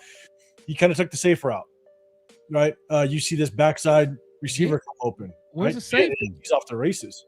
Yeah, that's what I'm like. There's nobody there. Well, I think it was I don't know if they inverted because I think the safety was running down. Yeah, the look like he coverage at the beginning of the play. Yeah. Look, good arm strength. That's the only thing is, in these type of throws that aren't back shoulder fades and RPOs and stuff like that, I think I'd like to see him throw with more anticipation, because a lot of times he waits for the receiver to break, and then when the defense brings pressure, he does not do a good job of bypassing that pressure, maneuvering the pocket like we showed with Ty Simpson over and over and over again. He lets the pressure get to him, and then he's late on the throw, or it's tipped or inaccurate. I'll show examples of it. But again, I want to show good arm strength. Some people say he's got a good arm. They're concerned about his arm. I think his arm strength is good. Now look, that's a hell of a throw. Should have been caught. That's a hell of a nice throw. All right, but this is what I want to see more of: him dialing up in the seams. Yeah. We saw it at Ty Simpson, work in the middle of the field. It's just not.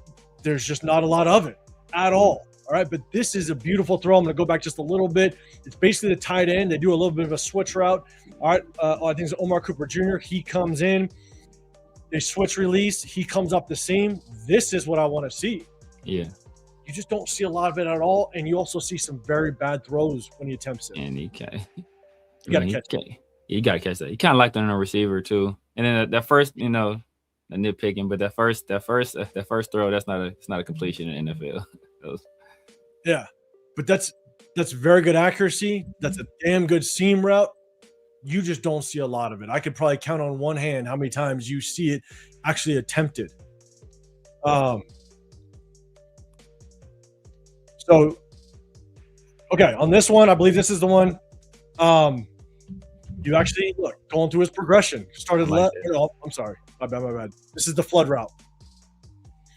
So, again, not back shoulder fade, not RPL. This is a flood route. You got a receiver basically coming on the deep in route. You have a flat route coming underneath. You have a deep route that's taking away the corner. And so he's going to level this throw a little bit. He does a really good job. All right. Gets in his drop. You don't see this a lot. Now, mind you, this is Old Dominion. Okay. Ball placement too. Yes. Low high, but yeah. You see just more variety of throws at times. Again, unfortunately, against the weaker teams. This is where the more variety comes out. Now we're going to break down the Miami game. We're going to break down the Iowa game, where competition was a little more stiff, and then we can be the judge. Chat, you can be the judge. Is this number one overall worthy when you break down every single throw? Yeah. Look, I will say this: if you guys haven't done so already, man, run, don't walk over to Chris's channels. Yeah. He has an interview with Hugh Jackson where he asks Hugh Jackson flatly, are you taking Fernando Mendoza number one overall? As clear as it can get. And you will be very interested in this answer. Some of you guys will be like, look, that's what I want to hear. And some of you guys will be like, oh, okay, that's interesting. That's not what I want to hear. So if you guys haven't done so already, man, make sure y'all check out that interview. I don't remember at what point of the interview it was, so make sure you watch the whole interview. But man, it is. Look, he asked the guy that coached in the NFL, was a quarterbacks coach at one point, has coached some of the best quarterbacks, Super Bowl winning quarterbacks, and he asked that guy flatly, and his response was intriguing. Was intriguing to say the least. Yeah, we shouted out Chris's interview upcoming earlier, and hey, if you want to go down memory lane with some of the top running backs we've seen in the silver and black, man, oh yeah, it's good shit. It's good shit. Definitely tap into that. This one I want to just show, look, I want to just show my bias, okay? I just because I may not be the biggest Fernando Mendoza fan, also when I'm watching game film, I'm also very understanding of what is happening in the situation. Again, because I've played and coached this game for a very long time. So even though this may look like a bad throw, and I apologize, we have to zoom in on it sometimes because YouTube doesn't like it. But if you watch this play on the surface, it may look like a bad throw. It may look inaccurate. It may look like this is on Fernando as a bad throw. But I'm going to play it. It looks like it might be a bad throw, right? It looks like it might be behind the receiver, so on and so forth. I actually think this is a very good throw.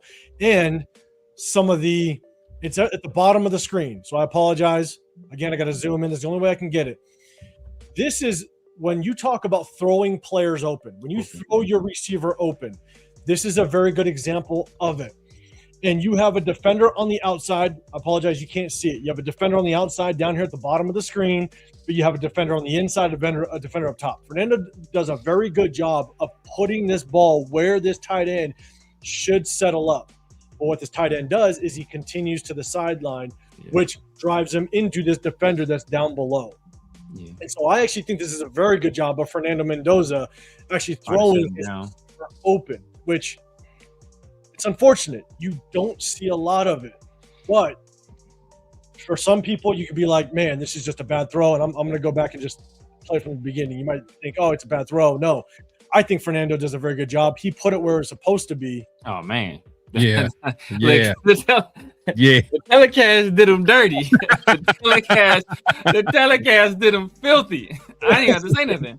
I was about to ask. I was about to say, like, Dan, was this like a one read kind of throw?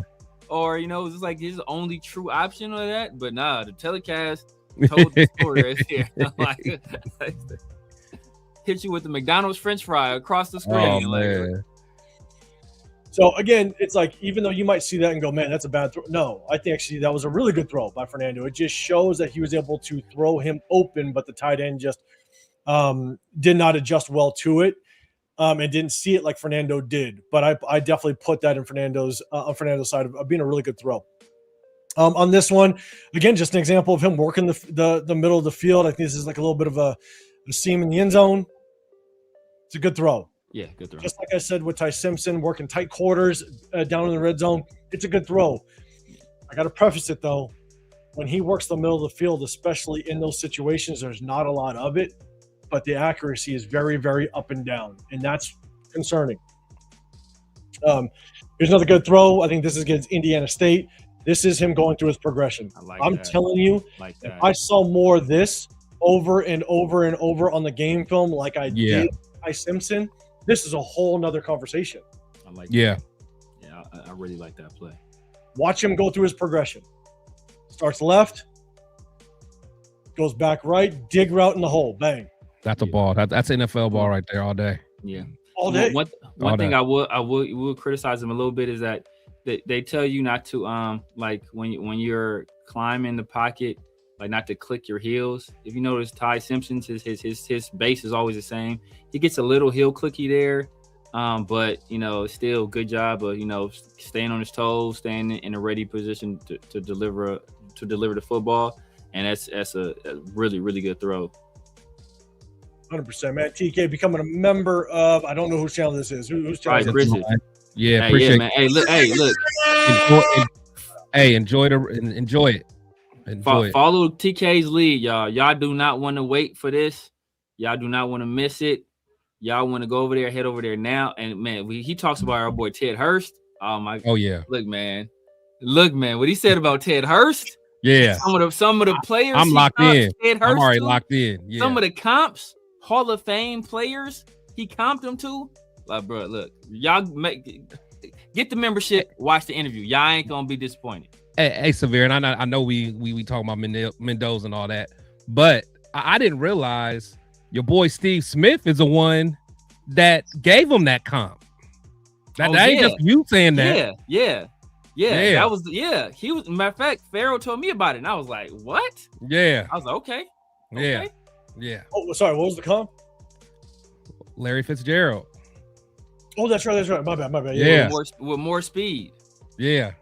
That was when I heard him say that. Like that wasn't even a comp that came to mind. Me either. Damn. And plus, I'm like, well, here that's his coach. But then I was like, Steve Smith said that too. Exactly. Yeah.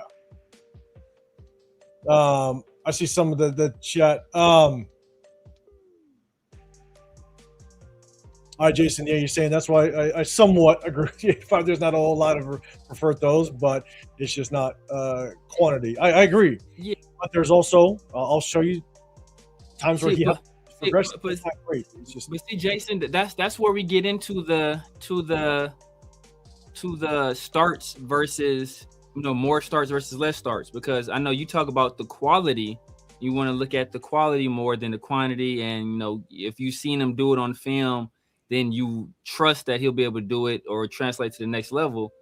But you also want to see it done consistently. And that's why people worry about Ty Simpson starts, because the consistency isn't there. We worry about Fernando Mendoza making pro level reads and pro level throws, using pro concepts, because the consistency isn't there. You see a guy do it once or twice. Like I can hit a half court shot once or twice if I take enough of them. But is that my range from shooting? No. So you want to see a guy be able to do it on a consistent basis, and that's why it's a question mark. Nobody's saying, and at no point has 805 said he can't do it. If I said he can't do it, if Chris said he can't do it, we just say it's a question mark. And when you start having those question marks, I don't want to have all those question marks with the guy I'm picking number one overall. Yeah, it's about body of work. I've said this for a long time. It's about body of work. What does the body of work show? And unfortunately, there's just not a lot of examples. We're still on the good throws of Mendoza. All right, hey, let me get on the right side of this chat for just a quick minute before we get to just the concerns. But another really good throw. Again, if we see more of this, all right, he starts out left. All right, this is outside the RPO's back shoulder fake. Starts out left, goes right. I like that. Finds it, right? Oh, is that Becker? Nah. This one, really good shot. Again, 3rd and 11. It's condensed down the goal line, about the 12-yard line. I think this is Omar Cooper bypass this defender. He's basically being able to kind of hit this shot right here. It's a good shot. Yeah. It's a really you would. So, and this is just to nitpick it, you would like to see him have more eye discipline right there, because it looked like he was staring down that guy, then like staring. So the safety stayed where he was at for whatever reason. I don't know why he stayed. He didn't move, but a better player is gonna read that, and he's gonna make a play on that ball. Yeah, I think. Let's see. No, I saw some in the chat, but that's all right. Okay. Again, more good throws. And look, I think this is probably one of the best throws Fernando Mendoza had all season. There's two. It's Iowa. It's Iowa one. This is Iowa. Yeah, that was a nasty throw. This one down the sideline. I showed you what I thought Ty Simpson's best throw was, which was for that touchdown. I think this is Fernando Mendoza's probably best throw of the senior year. Or his last year, down here at the bottom of the screen, opposite hash. I mean, it's just a dart. Yeah, it's nasty. Between two defenders nasty. too. Yeah, that's a ball right there. That's a ball right there, and that's what it's like. People worry about his arm strength. He's not chucking this. It's good form, solid base, good hip torque. Like that's a nice throw. It's a really nice throw. Another seam shot right here. Again. The slot right here with the hand and face. That. Yep. That's a nasty throw. That is. Pocket. Yep.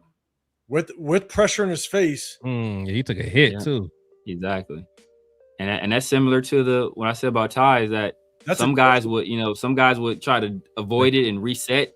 Nah, he understood. Look, for with the timing on this route, the way the coverage is, I got to stand in here. I got to deliver it. If not, I'm not gonna have an opportunity at it. And he did there, and he stood there. He delivered it. Yeah. So there's definitely good throws. Again, going through a progression. That's damn good ball placement right there. So he goes left. He sees the defender. He throws it high to make sure he gets it over this defender. That's a good throw. Very good throw.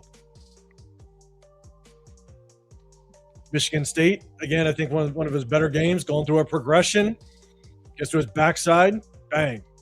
If I see more throws like that, I'm telling you, that's the hard part. I could count on one hand how many times I saw him go through a progression and hit the backside. And that's out of 350 plus throws in 16 games. That's the concern is it's not the body of work, unfortunately. And then there's also examples of when he tries to do it and it does not look pretty at all. So in this game, outside of back shoulder fades, goal ball, stuff like that, then you're talking about maybe at best 20% of his throws. And so when he threw only about 30, like over 350 times, then now I got about 80 throws I can look at. And that's kind of what I'm going off of, unfortunately. So this is another throw, like the Iowa throw, opposite hash. This is basically a comeback route to the opposite sideline. This is, when I saw this against Oregon, this was probably, I was like, this is kind of a wild throw. And yes, it's just a comeback route, but just it shows the arm strength, it shows the chemistry, it shows the ball placement. It is very impressive. But he basically throws a comeback route to the opposite hash to the sideline, and he just drives this ball. That's nasty. Nice. That is. Not very many quarterbacks that can do that, to be honest with you. Through a progression, like that, gets in trouble, still finds it. That's a good job. But again, there's only about maybe 2 plays a game that you see him go through a full field read. And that's where I have my concern. And so that's the good. Okay. Now we're going to get into some stuff. All right. And so, chat, if you're part of it, you may not want to stick around. It's okay, though. Lamar Valentine, are you still in here, brother? I think I see him. Man, okay. And then I will say to this, Jace is saying under center work is not an issue. Joe Burrow, same issue. Even today, Burrow will not turn his back to the defense. Under the center work is an issue. It is an issue. I mean, every former quarterback will damn near tell you that it's one of the hardest things to do, go from not doing it to doing it. There's quarterbacks I've literally said it takes damn near 2 years to even remotely figure it out if you can, because there's so much that goes into turning your back to the defense, and you have to understand and just have the instincts and the knowledge of where that defense is going to flow by the time you whip your eyes back around, and a lot of quarterbacks can't do it. And so it is a big issue. And every former quarterback will tell you that it's one of the hardest things to do to transfer from the NFL to the pros. I think Joe Burrow is for very good reasons. He won't turn his back to the defense in Cincinnati. I think it's been documented why he won't. When they trade for a D tackle too. Okay, let's go into some of the concerns. All right. And guys, again, I watched every single game outside of the UCLA game.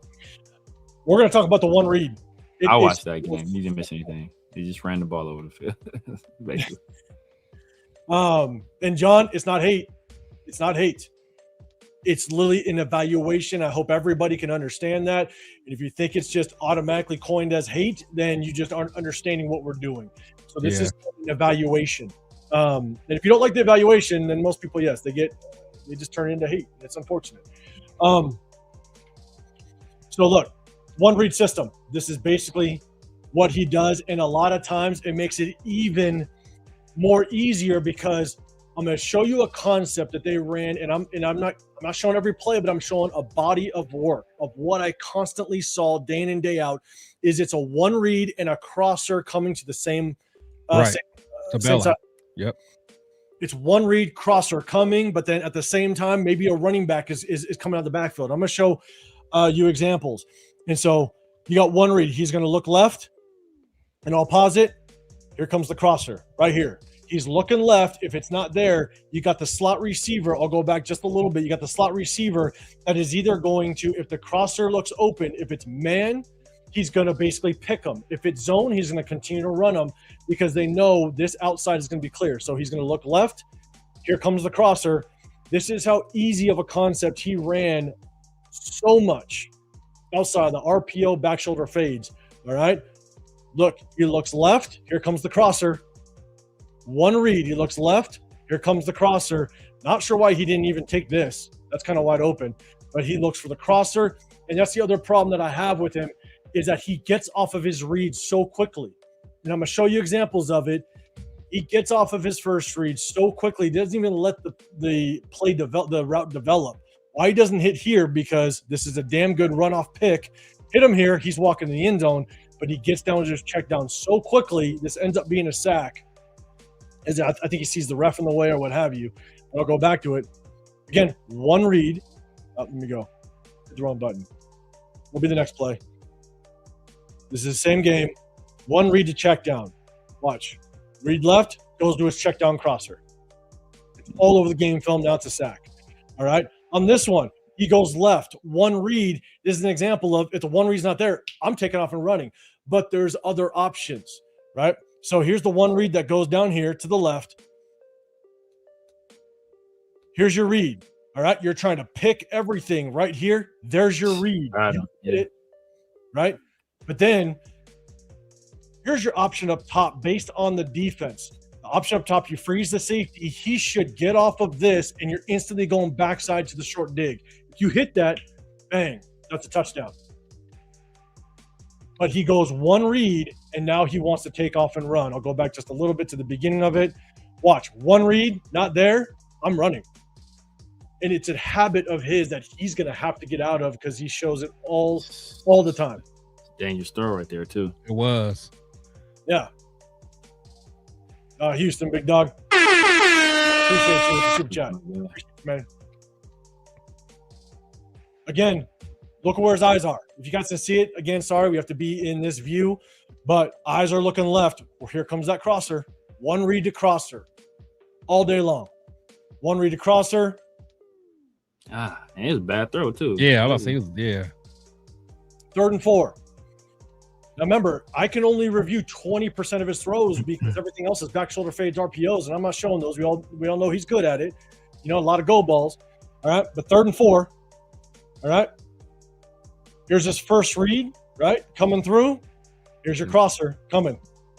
And his eyes are already going to the crosser. He doesn't even let the first read develop. His eyes are already moving to the crosser. I'll go back just a little bit. First read here. Here comes the crosser.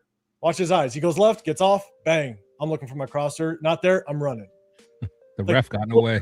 With him. Here we're down at the line of scrimmage. I believe he actually scores on this one, but again, watch his progression. One read. Now they're all picking. They're all picking. He's looking for this wheel with the running back coming out. The linebacker does get there. He checks the crosser coming. Here's your one read to a crosser. And then what does he do? He sees the crosser. No, I'm going to take off and run. Like, this is his progression, and he's got to get out of it. This is not going to work in the NFL. I'm sorry, but it's to show this is how simplified the offense was, unfortunately. We go to the next one. This is Iowa. Look at him. He's looking left first, right? He's looking left. Bring my screen down a little bit. Okay, he's looking left. Here comes the crosser all day. Looking left. Now he wants the crosser. Incomplete. All right, I'm going to go back to it. It's incomplete. Pressure's in his face. A lot of times when pressure's in his face, it's just not a good ball. All right, one read to crosser. Here it is again. You got one read here. He's looking left. You got a lead blocker. This guy's responsibility is basically, I'm going to clear and block. Here's his check down. It's not a crosser this time, but it's bringing the same, your second read into the same line of sight. There it is. All right, and he's going to take it. But it's just showing the consistency of what he likes to run. Okay? You got one read. And now, mind you, this is 3rd and long. This is 3rd and 10. This is a 3rd and 10 play. Okay? He's got verticals going, one read, and he gets off the verticals. You see the sticks. They're basically on the, 31-yard line. This is the first out. They need 9 yards. They basically got routes. He gets off the verticals so quickly that he goes to check down automatically because, again, there's multiple situations where he just doesn't trust his arm. unfortunately. And he doesn't trust his eyes. And so you got verticals. Bang. He's already off the vertical. Oh, damn. I thought he was about to toss that thing. He didn't. Already off the vertical, and he just peeks at the check down. Off the vertical, he peeks at the check down. He wanted to throw it. Yeah, he did. And he's like, I'm running. But look at all the space, right? Ty Simpson, you step up and you drive the ball if there's an open receiver. His eyes drop, and he's instant run on 3rd and 9. You're not going to get that every single time. And this is the problem that you see consistently when he's forced into these type of situations is you step up in the pocket's still clean, you got plenty of space, but what does he do? Instant, his instant just reaction, his tendency is, I just want to run. Yeah. I mean, we talk about it with remember Josh Allen. The year we played Josh Allen, it was 2 years ago, right? Where, Max wasn't keeping contained, and Josh Allen would just roll out and just sit there, and it was pick your poison, right? He could either run if he wanted to, or he could find a guy downfield, and that's how he was just destroying us because it consistently happened. He would just get outside of the pocket and then have all day to throw and all day to make a decision on whether he wanted to run. So, and that's what you want in that situation for him to be, is that I roll out, let me at least check downfield, see if I got a guy open. Right. The running opportunity is still going to be there more or less. So let me check downfield, see if somebody's there. If not, let me use my legs, get what I can get. If we have to end up punting, so be it. But live to see another play. Yeah. This one read. Here comes the crosser. All right, he's looking right. Here comes his crosser all day. All right. And even when it's not there, he's still going to hit it. If he's not, he's running. Yeah. And again, I can only go off about 20% of his throws because this is what he shows on film outside of the back shoulder fades, RPOs, and go balls. All right, here comes that crosser again. Looks left. Here comes the crosser. Hits it. But again, this is their go-to. It's a touchdown. That was a 20-yard touchdown pass. All right, one read to crosser. Again, here it is. 3rd and 10. This is their 3rd and 10 play. If a deep ball isn't there, here comes the crosser. That one's batted. Okay. Now on this one, this is back to back. All right. 3rd and 4. One read. Here comes the tight end to cross. He's either going to cross if the defender sits in the zone. He's going to curl it up. Right. This is a 3rd and 4 play. He takes it. Okay. This is the very next series. They run the exact same play. This is the very next series, and they go back to a one-read crosser. Look at 37. You got one read to the left. Let's just hit the crosser. That was the very next series in that same type of situation. Hold on. Give me a second. Got my little one yelling at me. No. Give me a second. Need some Roblox. You need some Roblox. You need some Roblox money. Give her some Roblox money. She always tries to hit me when I'm doing this because then it's just... But, so, okay, that's it. That's just to show you, literally, everywhere on the field, on the game film, it's one read crosser. That's literally what they show. And then here's some examples. All right, no protection calls. It's clear. Pressure's coming. He doesn't understand. And I couldn't showcase a lot with Ty Simpson only because on the YouTube videos that I can find, they clip them right before he kind of goes into all that or right after. And so pressure's coming. Mendoza's answer to pressure is RPO. He doesn't know anything outside of that. At least that's not what he showed when he was at Indiana, right? His answer to pressure is RPO. And so pressure's coming. You got everybody up against within 10 yards. When you have players within 10 yards, especially safeties typically were 13 or farther back, right? They're 13, they're pressed back. When you see safety start to creep up, and the down and distance on this one, I believe, was like third and 7 or so. When you see them in a line, you know pressure's coming from somewhere. Fernando, he just doesn't understand. You got to get rid of it. You can't go through a progression when pressure's coming. You either need to have the answer right away, or or you got to get rid of it. Right now, if it isn't there, I understand you got to duck and you got to run sometimes. But a lot of the times when pressure's coming, he needs to know you've got to get rid of it. Yeah. But he tried to go through progression. Pressure gets there. All right. Pressure's coming again. There's no answer. There's no check at the line of scrimmage. If you have to understand and know, and I think this one has an end zone view. All right. The defense is moving. Right. The defense is moving. It's clearly, man, you have this safety coming over to the right-hand side. Fernando Mendoza, he sees it. He's got to understand this is what my protection is. This is where my offensive line is going to they're gonna basically lean when it comes to protection. He's got to know I got a free guy. He has to know that, has to understand it. They're crowding the line of scrimmage.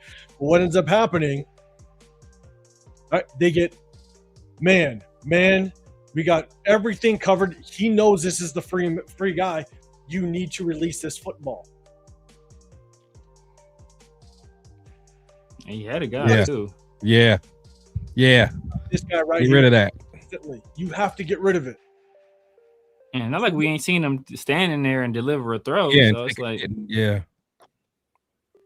And so you have a free guy literally coming. Fernando, you know what, you're in max protection. You know you're outnumbered. This is your guy. Yeah. Right? So like we saw with Ty Simpson continued to kind of get into his drop back to kind of buy himself that extra second. Fernando Mendoza doesn't do that. What he does is he gets straight into his drop. What Fernando Mendoza, look, he stays on this hash. Yeah, you got to get rid of that. No safety over there. Yeah. Man. Shift in the pocket.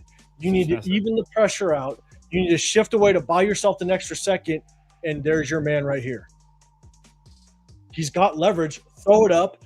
Either it's incomplete because you can overthrow it and take your loss, or you give your man a chance. But why he gets in his drop, apologize if people can't see it, you don't get in your drop and you stay vertical on that hash. You have to adjust in the pocket and leverage yourself away from the free man. He doesn't do it, and you see it way too much in pressure.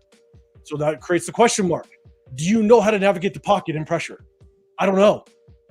But this tells me you don't.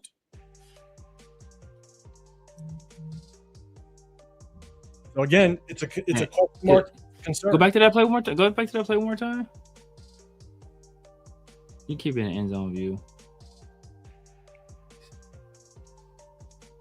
Yeah. I mean, I don't know. Did he not see because he has to have seen that pre-snap. Like, how could you not see that pre-snap? Because I thought it might have been like a trigger blitz where the guy if he has a running back in coverage, and if the running back doesn't release on a route, then it just automatically triggers the blitz. But no, the running, like, it's just a blitz from the jump.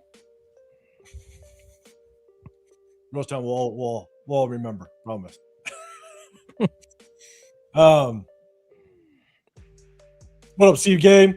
What's going on, man? I appreciate you throwing a super chat out there. You're saying, don't mean to sound like a public defender with a felon client, but how much of this is Signetti limiting Mendoza's reads because he trusts his playbook more than he doesn't want him to overthink it? I've said this before. I think Fernando Mendoza going to Indiana, one, I think it limited his development of becoming a true just quarterback and learning as a true quarterback, going through progressions, hitting different routes. I think that's a combination. But two, you saw more variety. This is the one thing that's really difficult. You saw more variety in throws earlier in the season, and all of a sudden it tailed off. And so I don't know if the struggles that they saw early in the season when Fernando Mendoza was asked to go through progression, they dialed things back. Because I'm going to show you some throws early on the season where it just didn't look pretty. It was 50-50. And I think they honed in on what Fernando was good at, and they perfected it. So I think it's a mixture of maybe they saw early in the season that Fernando isn't great at certain things, and they dialed it into this. They leaned on the run game. They leaned on the defense, and they did not ask him to do a whole lot, which hurt him in his development as a quarterback, which results in leaving a ton of question marks as to what Fernando Mendoza actually is. Severe, you got any thoughts on that? I mean, as I said, we had the conversation on Friday, and first of all, shout out to my guy Jimmy McGill in here being a public defender, aka Saul Goodman. You know, I Signetti doesn't strike me as a guy that would limit a player if they had shown the ability to do more. If they can do more than what he was giving them, I think he's a guy that wants to be able to have a multifaceted attack. And because we see some concepts where Fernando Mendoza has full field reads, right? And he's able to go through full progressions. And we also saw that he wasn't very good at it. And another thing we noticed is that the beginning of the year for Fernando Mendoza tape wasn't nearly as good as it was toward the end of the year. And so what I think happened is that Signetti tried early to give him some things. A lot of the stuff we see, like as we saw, a lot of stuff we saw him doing. Some of his better games came in the beginning of the year, the Old Dominions, the Michigan States. It was those games where, you know, we saw him do more of the pro style stuff. But once Signetti kind of took some of that stuff away and said, look, you stick to this, it's 1-2 go, then that's when not only did he, you know, take off, but the Indiana team started playing on an entirely different level. So I think that it's more Mendoza, in my opinion, more Signetti protecting Mendoza than Signetti limiting Mendoza. That's fair enough, man. But see, Game Man, I appreciate you throwing a super chat out there. But Severe, kind of going back to this one, Mendoza clearly saw the defender coming over. It's clearly man, right? So you got to understand you're getting the ball out quick, but you also, again, I don't want to reiterate the point, but man, you have to move off your spot. You have to make sure you adjust the pocket away from the free man to buy yourself that extra half a second, and he just doesn't do it. You see it a lot in these type of situations. Yeah, he has a free rusher. He has to see he has a free rusher. Yeah, and he stays vertical on his spot. So, again, pressure. Pressure is coming. Man across the board. You see it, right? Man across the board. No protection call, no adjustment. You can't double pump it. Yes, he takes off and runs, but this is what he wants to do. That's his answer. Not going to happen in the NFL as often as he'd like it to be. I'm going to go back to this one. This is Old Dominion. What the fuck was that? Oh, my God. Oh, he shit. Jumped. Oh, my God. Oh, my God. That surprised the hell out of me. I don't know. This is another one. Look, clear pressure. No adjustment. No adjustment to the protection call. Right? Look, again, they're lined up. It's clear pressure. You know, when you have a safety stacked behind a linebacker, he's coming. That's a given. All right. When you have a safety over, when you have an overhang, basically, you're not going to double up this one guy. He's coming. You never know with these guys. These guys are so moved up on the line of scrimmage. Pressure's coming. So what's your answer?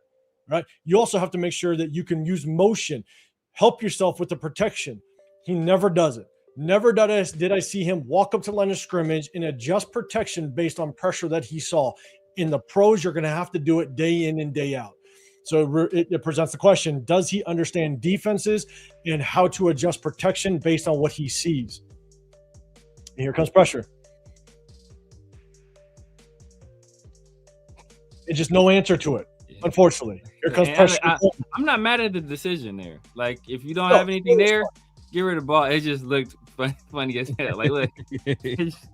I'd rather him throw that ball away than take a sack or try to make a ridiculous throw, but it just looked crazy. I 100% agree. But it happens so much and so often when pressure's coming and he just doesn't have the answer. If we're going to pick this kid number one overall, I want you to have the answer more times than not. And he just doesn't have it. What a words of flag. Appreciate throwing a super chat out there, big dog. Here's another one. This is against, I think, Indiana State. Here comes the pressure. Again, safeties are moved up a little bit. You see this single high safety. They try to show a three high safety. He comes walking up, which means either he's coming or linebackers are coming. The pressure's coming. What's the answer to pressure? Gets rid of it. All right. I just don't see a check at the line of scrimmage.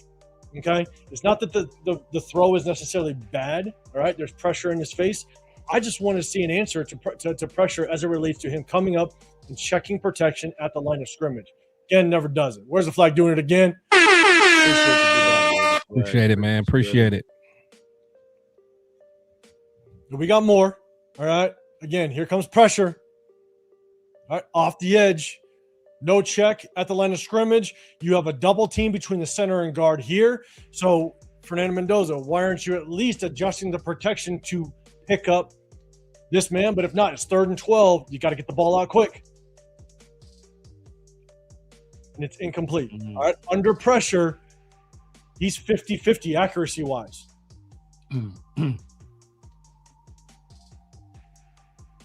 Yeah, that's a tough throw. Opposite hash too. It is tough. But I got to see. I just got to see an answer, unfortunately, and that's the hard part. That's like a true anticipation throw right there too, because he was throwing it before the guy, probably out of his break, leaning back. It's tough throw. This guy walked up right before he walks up. You got to understand pressure is coming. So what does it look like for you? All right, pressure's coming. Can't hold the ball. I don't know if this is the one.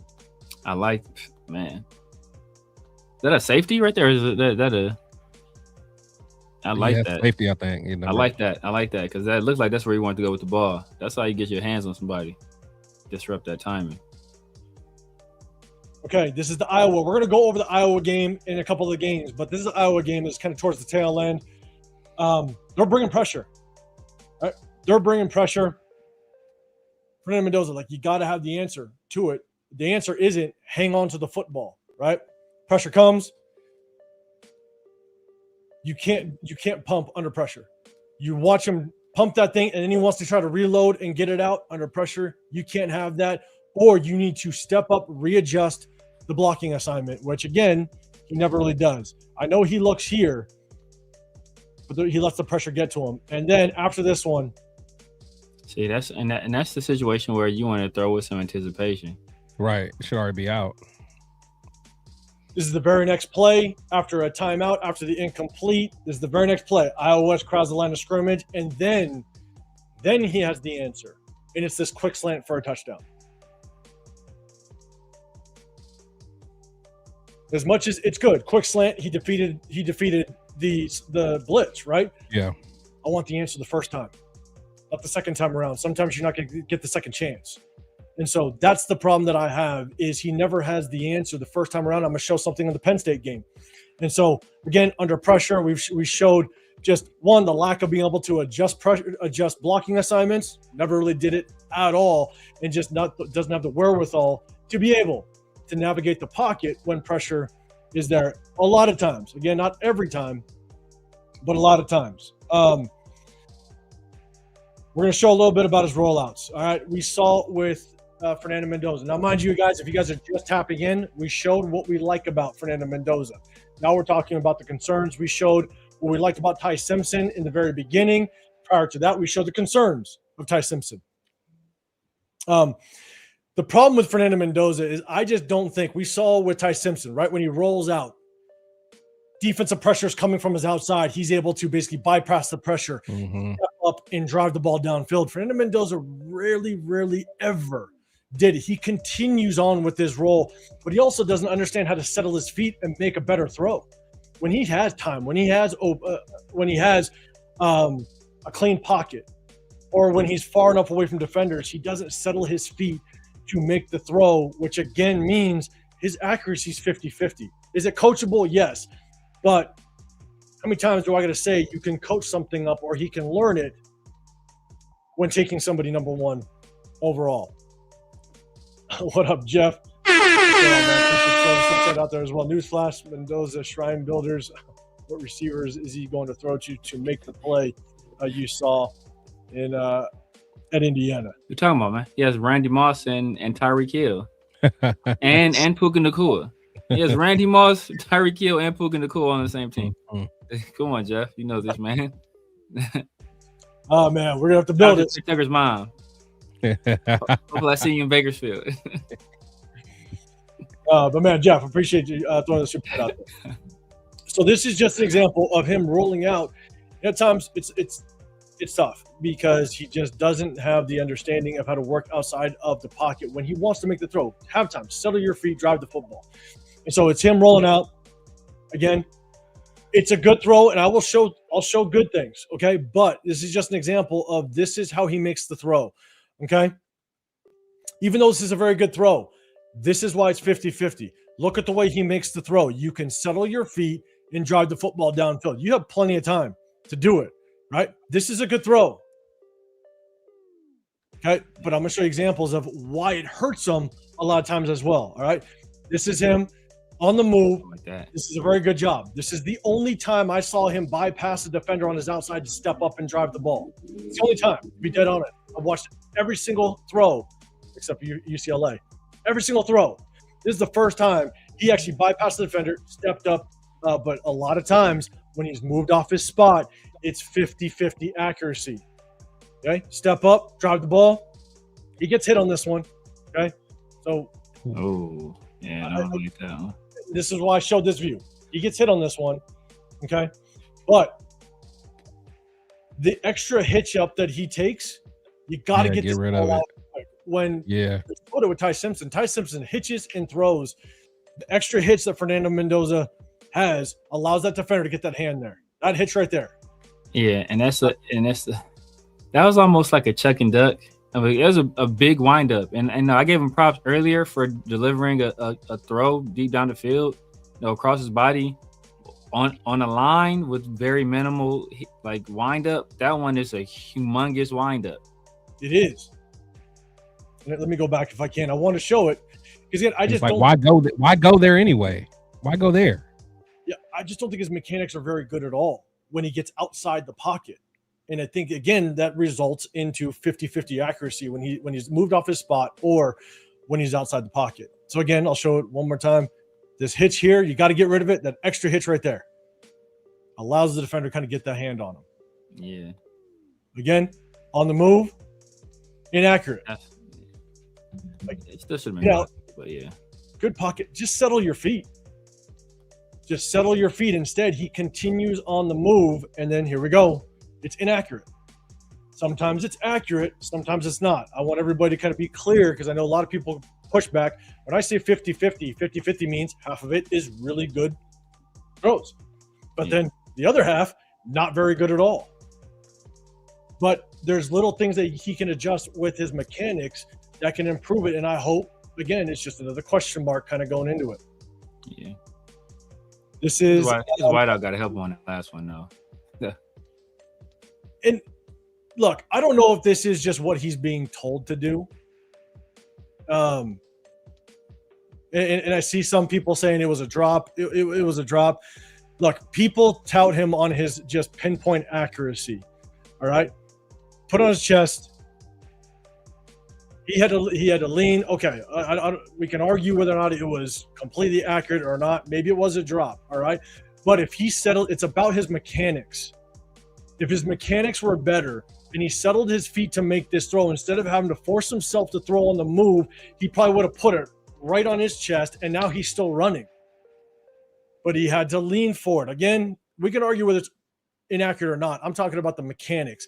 And the more and more you watch it, the mechanics are really, really, they're rough on the move. So this one, and what I was about to say, was what's tough is I don't know if this is just what he's taught to do, unfortunately, but this is the big hit he took against Ohio State. Oh yeah, he doesn't need to take this hit at all. No, he jumps in the air too, doesn't he? Not only does he jump, but he needs to. He does that often. He does do that a lot.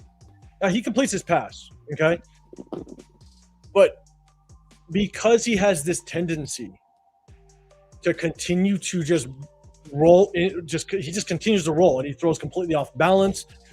All you have to do, it's just a quarter roll. It's basic football mechanics. Again, I don't know if this is what he's coached to do, so that's neither here nor there.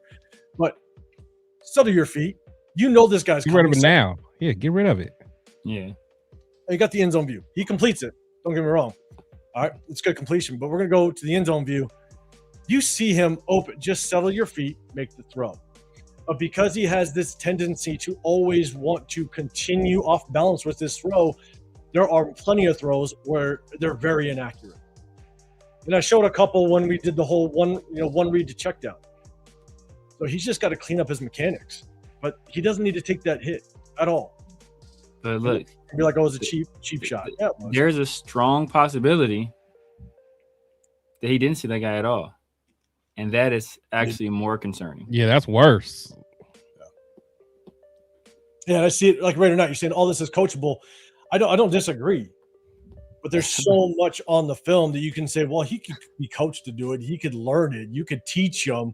Oh, he's smart enough to do it. Well, every time you say that should take you farther and farther away from the first overall pick. At the end of the day, most things are coachable. Most things on the football field can be improved through coaching. So like you say, oh, this is coachable. At some level, just about everything on the football field is coachable. So like Dante Thornton was horrible last year. He doesn't know how to run routes. Doesn't set up his releases properly. Like, can't beat press. Like, technically that's coachable outside of beating press. That's kind of some of that is physicality. But like a lot of that stuff is coachable. But bro, you didn't do it. So like at the end of the day, you do it or you don't. Right? Being coachable or not, because all this stuff is coachable, and I'm sure they're coaching this stuff. But it hasn't taken hold yet. And that hasn't taken hold after 35 starts, as opposed to a guy with only 15 starts. You could say, well, maybe he needs more time on task, rather. Yeah. So again, when I talk about 50-50, and I'm going to show some throws. We showed good throws in the beginning. But anytime Mendoza when he's moved off of his spot, he has to navigate the pocket a little bit. It turns into a 50-50 accurate ball. Here's an example, right? There's plenty of them that look good, but there's also ones he's moved off his spot. All right, settle your feet. I don't know if he's trying for the pass interference. I don't know. But look, because of the tendency that he has, it's clean. You don't need to throw off balance here. You have a strong enough arm. Settle your feet. There's no safeties to be had. Give him a catchable ball. Know what he's trying to do, 805? Know what he was trying to do? Yeah, and I don't know if you still saw. Is there any safety help over the top? No, right? No. So he was trying to throw a back shoulder throw right there. That's what he's trying to throw back. He's trying to throw back shoulder. Like, why are you trying to throw back shoulder there? Set your feet, deliver a strike downfield. He's trying to throw back shoulder. And that's the running back, right? Oh, yeah. Yeah, 10B coming out of the backfield. That's wild. Like, there's plenty of examples, and this is why. I just think his mechanics are really bad. Yes, it could be. It's coachable. But there's no pressure. Settle your feet. You have a strong arm. Fire this thing. You have the time. But what does he do? He always throws off balance basically on the run. Not always, but a lot of the times he throws off balance on the run. I just don't think his mechanics are very good at all. Again, moved off his spot. Yeah, that's the. Oh my god, I saw that play. Oh my god. Again, now he goes through a progression. Okay, again, not very many throws that I can point to where he either goes through a progression or you kind of see this type of throw, but it's a clean pocket, right? I don't know why he continues to move, especially if you're looking for your receiver. He's going to throw this deep out route. This is the interception against Penn State. You cannot be late on this throw. It's a clean pocket. He tries to move off of his spot, and he throws on the run. And it's picked off. I got the end zone view, right? My bad. Let me go back a little bit more. All you have to do, shift in the pocket. You don't have to run. You don't have to take off, right? Shift in the pocket, keep your feet underneath you, drive this football now. He's already looking to his right. He sees what he wants to hit. But again, like I said earlier, whenever he's throwing outside of RPO and back shoulder fades and all that, he has to wait for his receiver to break before he throws it. He doesn't throw with anticipation outside of those RPOs. And I'm going to show you the end zone view. He needs to throw this ball now. But what happens? He waits for his route to his receiver to break, and then he throws it. Then he's late. He's thrown on the run. Doesn't get enough on the ball. And it's intercepted. I'll go to the end zone view.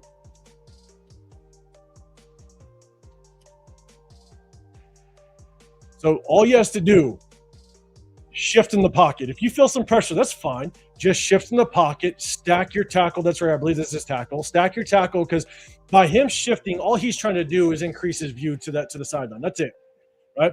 So shift in the pocket. No, what does he do? He kind of gets into a run and he's looking at this guy right here. Mm-hmm.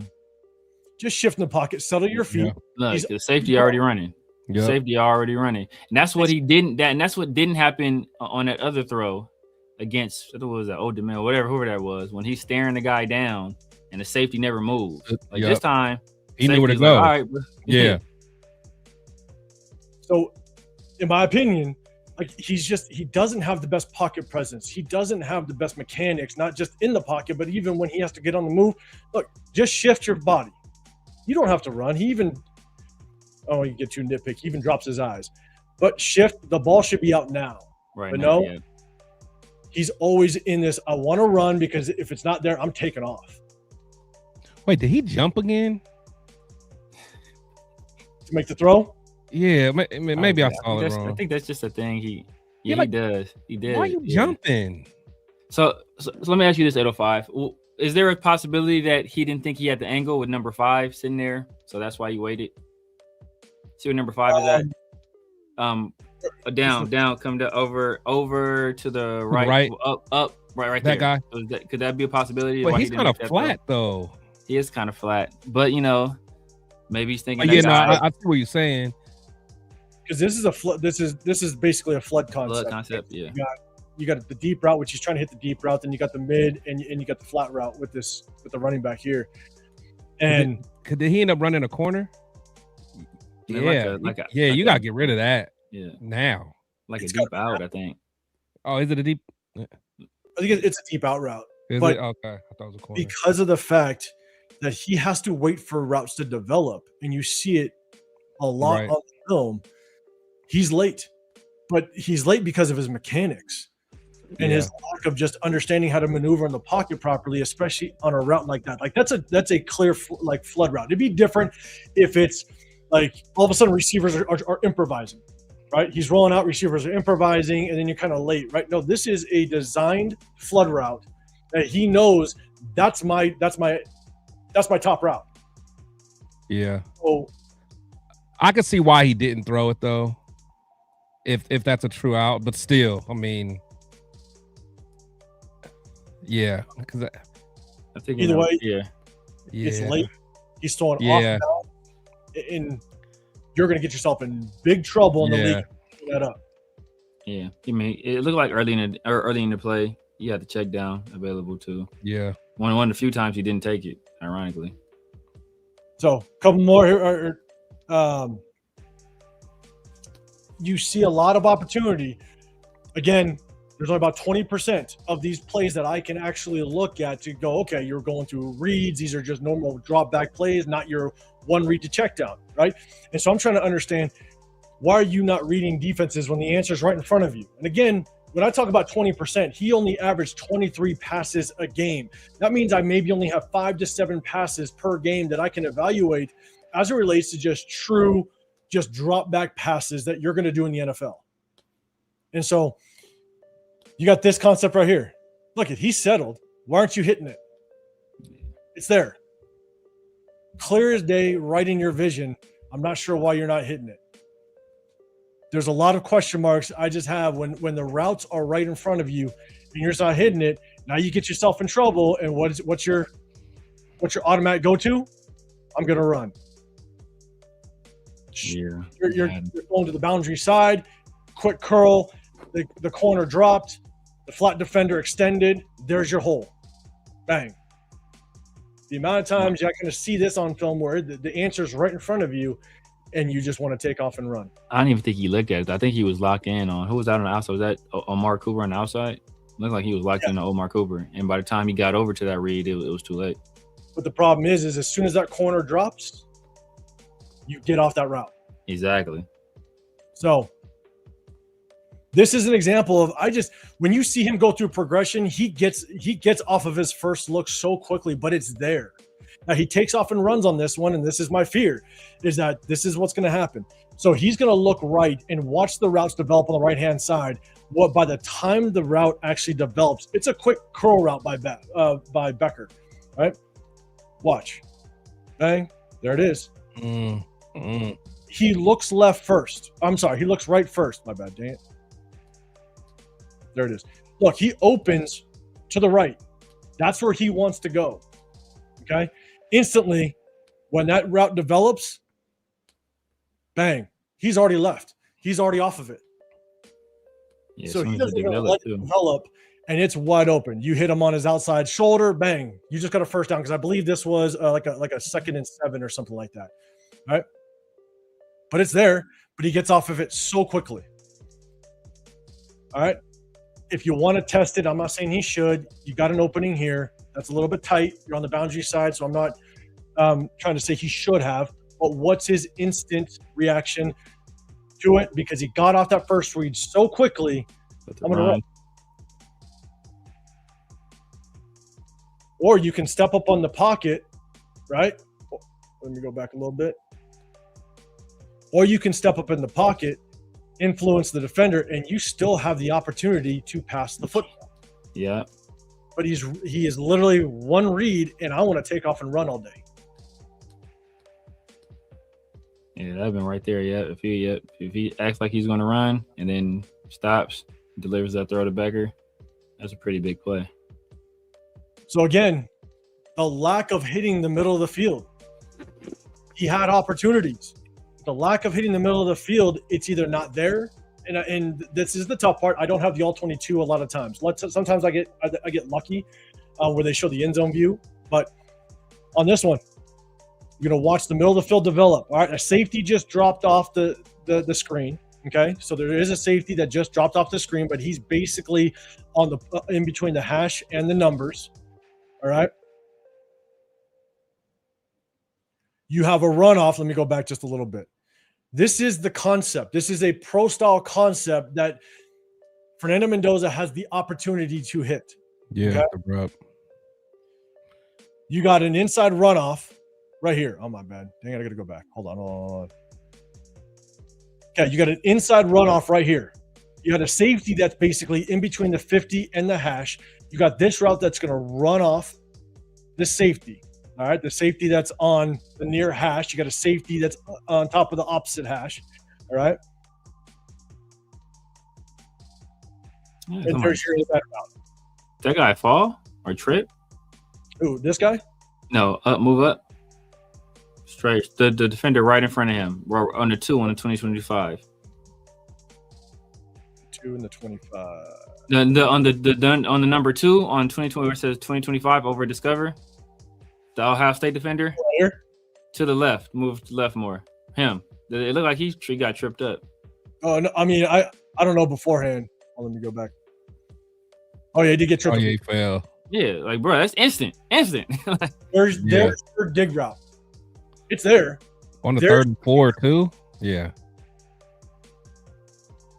Clean pocket. There's a little bit of pressure in front of him, but again, it kind of goes back to what I've seen multiple times on film is that he needs to wait for his receivers to get open before he throws. He doesn't throw with anticipation.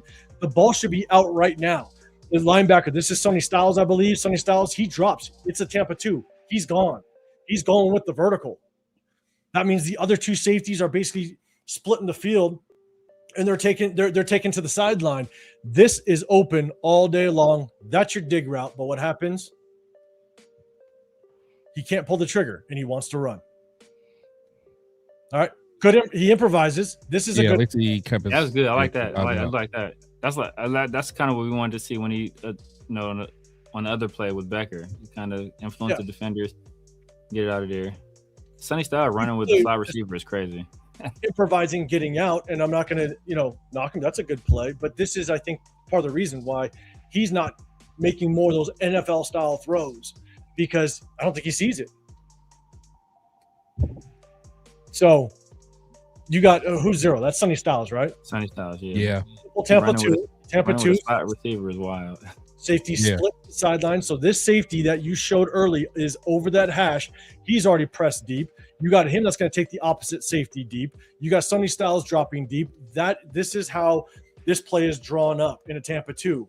you either take the deep shot or you got the dig to the inside. And Fernando Mendoza cannot throw or hasn't shown to throw. I take that back. I'm not saying he cannot. Did not show to throw with anticipation. The ball should be out now before the break. Yeah, and that's a 3-on-2, and that's a 3-on-2 situation because the other guy fell down. So. Mm-hmm.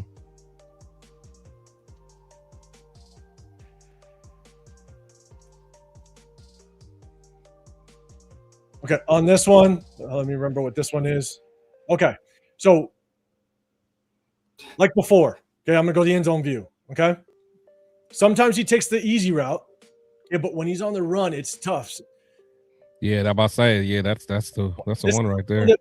I'll it's a little nitpicky, all right, but you see sometimes he will try to take the out route, that he'll force the deep ball, and again. Sometimes accurate, sometimes not, but sometimes he will always, more times than not, take the safe route. Right? Yeah, I think the reason why he took the deep ball last time was because it was a clean pocket. We showed it. Very clean pocket. All right. And so he had that comfort, that comfort to take the deep ball. But on this one, again, a little nitpicky, I will agree. All right. But I just don't know how comfortable he is to kind of make that type of throw on just a full run. That was a little nitpicky. Okay. But as much as we can point out, and we showed it earlier in the beginning of the breakdown of Fernando Mendoza, we showed the plays that we like, right? There's deep balls. There's really good throws that he has. But then again, there are accuracy issues, 50-50 balls, all right? This one's just a little behind. Yeah. You'll see it. It's a little behind, okay? Not the worst. You got to pick that. He too busy playing the receiver and not the ball. That was a pick six waiting to happen. But good job going through the progression. Okay, goes through a progression, but as he gets to his fourth read, this is early on, so this is why we kind of talked about before. He just overthrows him. Yeah. Okay, this one, simple fade, a little underthrown. This is early on, so maybe he's just not getting enough chemistry with his receiver, which is fine. But that one's underthrown. Again, going through a progression, and then he just sails it. Oh. So as much as we'll show the good, right? There's also when he has to go through actual progressions or go through anything outside of the back shoulder fade or the go balls or RPOs, it's tough. That one's overthrown, a little bit of hand in his face, overthrown. Too far outside. Now, I believe right after this one is when he actually threw a really good ball. A really good ball downfield. It was accurate. Everything was good. But again, Ohio State rattled him a little bit. And when I say he's 50-50, this one's short. Omar Cooper has to come back to it. All right, this one, he's moved off his spot. Too far inside and short. Not the most accurate ball, all right? This is basically this is an inside slant route right here. Too far inside. That's how he's trying to get boy killed too. Man. Okay, so again, as much as I'll show good, it's 50-50 a lot of times. Then we'll go to now we're going to go to the Penn State final drive. A lot of people talk about the Penn State final drive. Okay? Penn State final drive. And this is all the plays. Okay? He starts out with the sack. All right? Don't have the all-22, so I don't know kind of what he saw. But he steps up in the pocket, starts out with the sack. Now, this is what I talked about previously, and you see it in the Iowa game. When Iowa – the last two plays, right? Iowa brings pressure. He doesn't have the answer to it. Holds the ball too long, and then they play back. It was the same exact pressure, everything. On this play right here, he goes to the dump off, right? He opens up right. Okay? He opens up right, but then he goes instantly to his check down, which is tough. Okay? But you see the opening. He opens up right. He can sit his receiver down right here, right in the hole. Bang. That's your shot. But he doesn't trust it. He doesn't go. He's instantly, eyes are already off of it, and he goes to his check down. Okay? So this is the final drive. We'll go to the next play. And this is where I want to see him. I want to know he can see it first. Takes a bad sack.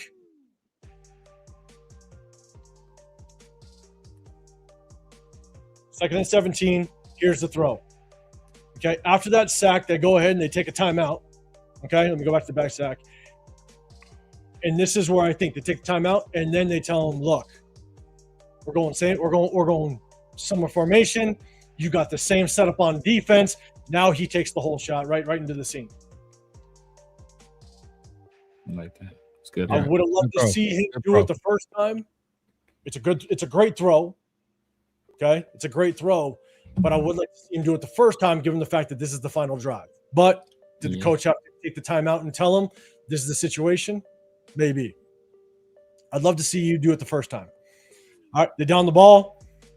All right, when I talk about kind of 50-50, and when we get to the tail end of this, that's a good ball to the sideline. Mm-hmm. Good comeback to the sideline. All right, and then inaccurate. Guys, boy Cooper wide open, inaccurate. Oh, that's a nice route too. Cooked him. Oh my God. Cooked him. Vicious. Okay, but he does have some more. Look, I think this is a beautiful ball. Good ball. That's nice. Good, really good ball. Really good ball. That's the thing. He has it in his tool belt. It's just we just haven't seen enough of it. That's what it is. Yeah, it's consistent. The consistency. We'll show it. Ooh. All the sideline, great catch. Yeah. See, and I was talking about, man, like was that Becker? Yeah. Becker bailed him out a few times on some bad throws. A few times. Now, this is where, again, it kind of goes back to, I just don't know if this is, he's not allowed to check out of things. I'm not sure. You got a crowd in the line of scrimmage. You got everybody on the goal line, right? This is man. They're bringing the pressure. Fernando Mendoza, you got to get the ball out quick. Pressure's coming, right? No check. It's an empty set. No check at the line of scrimmage. You have 5 blocking. You potentially have 6 coming, right? You got to get this ball out. Okay, gets batted. Okay, tries to get the ball out. No check to protection, nothing like that. All right. Here's the same scenario. Across the board, man to man. They're crowding the line of scrimmage. You got to get the ball out. You can't hold it. Oh. We showcased it earlier in the game in the film breakdown. You can't hold it. This ball has to get out instantly, or you have to navigate the pocket to buy yourself that extra second and a half or half a second to be able to get that ball off. But he stands like a statue. He doesn't move. Got to get that ball off. Give yourself just a little bit extra time. All right, and now this is the touchdown. Oh, no, my bad. Third. This is the next one. Again, pressure's coming. Man, you got to get this ball off. You cannot take that extra hop step when pressure's coming from the outside. You know pressure's coming. You know where you should know where the free man's coming. This extra hop that he takes, can't do it. And showed enough times to where you got to get the ball out or navigate the pocket just a little bit. Buy yourself an extra half a second. It shows a little bit quicker here. You know the free, it's coming. It's there. But you take that extra hop. Ball's got to be out quicker. Now this is the touchdown grab. Hell of a grab by Omar. Oh yeah. Nasty. Bro, that's what I'm saying, bro. That's nasty. That's not a good throw. Say what you want about Fernando Mendoza. You think he's the greatest thing since sliced bread. Whatever you want to say. That's not a good throw. That's a hell of a catch. Being able to get a single foot, even though it's only 1 foot in the league, like it's a hell of a job getting 1 foot down. And so, where's the flag? I see you saying that no one was open. You're right. But the thing is you have to be able to buy yourself a little bit of time. I'll give Mendoza credit as much as I'm saying he's got to be able to understand you got to get the ball quick. This is where he gave himself a little bit of time. And so One out of 4, basically. Right? This is where he actually gives himself just a little bit of time. That's better. But it's 1 out of 4, unfortunately. And that's one hell of a grab. Now let's look at when he gets. Let's look when times get tough for Fernando Mendoza, right? When Indiana could not rush for at least 150 or more yards, Fernando Mendoza averaged 228 yards per game and 1.5 touchdowns. Not great numbers whatsoever. And so when the running game isn't in his bag and they're not winning through the run game, what does Fernando Mendoza look like? And we're going to look at every throw outside of Iowa, outside of back shoulder fades, RPOs. Okay? Outside of back shoulder fades, RPOs. All right, you got a little bit of a screen because he does. We all can agree he does good with back shoulder fades, RPOs, but he was forced to do a little bit more this game. We got a screen. This is a very good throw. Opposite hash. That's a good throw, but again, against man, one read throw, but it's a good one. Pressure's coming. He's trying to go through his reads. Maybe not a whole lot there. All right.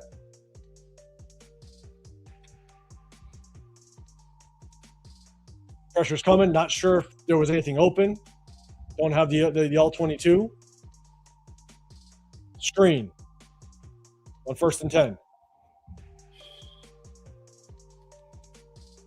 This is when they had to lean on Fernando Mendoza a little bit. This is the hell of a throw. This is the whole shot we already talked about earlier. That's a dime. Super dime. All right, then he comes out, and then what happens? It's short. Inaccurate. Yeah. Again, 50-50. Yeah. 50-50. He had him too. That's a good layered throw. I like that throw right there. It's nice. Oh, I like that one. Never mind. I thought he had him. There's a little bit of pressure there, right? Yeah. But inaccurate. I thought he had him. Yeah. Now, his hand could have gotten tipped. It looked like his hand got hit. It was affected by the hit. So this is the 3rd and 4 play that I've been talking about, and this is where they start to just simplify things for Mendoza, right? I'm going to go to it, and you see this a lot. And we're gonna look at the Miami game. You got receiver down here. They're going to cross. It's a tight 3-by-1. 3 receivers at the top. All these guys are going to run basically picks, and it's just going to be a crosser underneath. This is where it just becomes very simplified, and it was simple all season long for Mendoza. He's in the cross underneath. All 3 guys are going to run a pick, and Mendoza's only read is this crosser. I think it's Surratt. On 3rd and 4. His arm ends up getting tipped. But more and more, 3rd and short, and they're going to pass. It was just simple. 2nd and 7. Mm-hmm. There's the one read crosser. His arm was tipped. It looks like. Not sure, but one read crosser. Here's 3rd and 7. Not a good throw. Yeah. Inaccurate. 2nd and 9. Don't know what's on the back end. Don't know if anybody was open, but he takes off and runs. Here's 3rd and 6.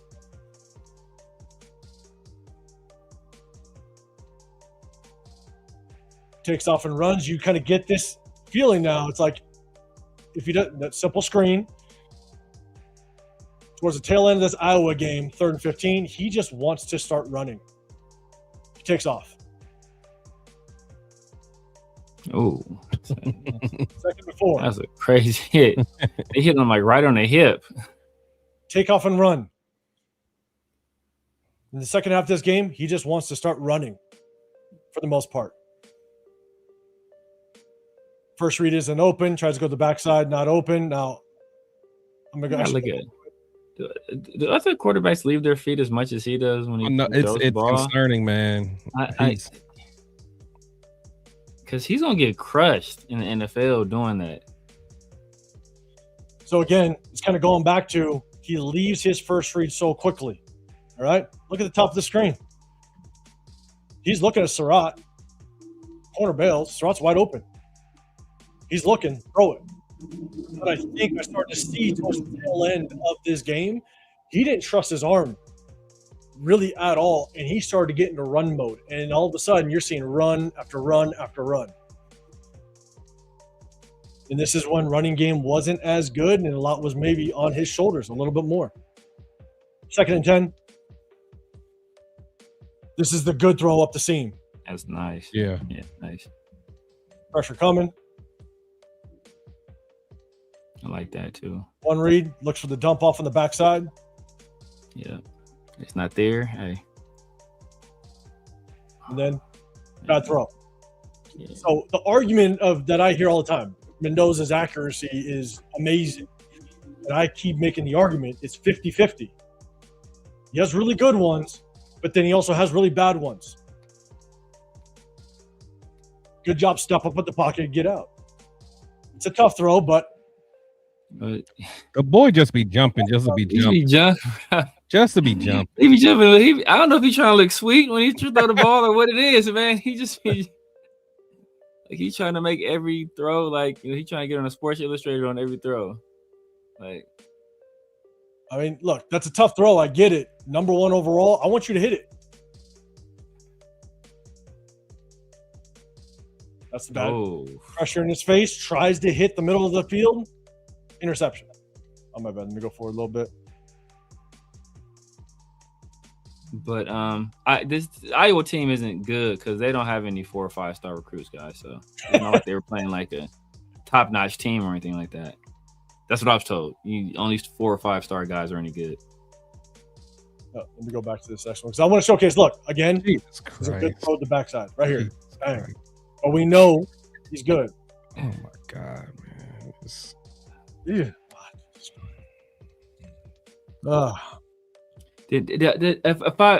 Mistake me if I'm wrong, because I could have the numbers wrong. I want to say Patrick Mahomes threw for, was it 4,000 yards for 3 straight seasons, or 4,500? More than 4,500 for 3 straight seasons, I believe.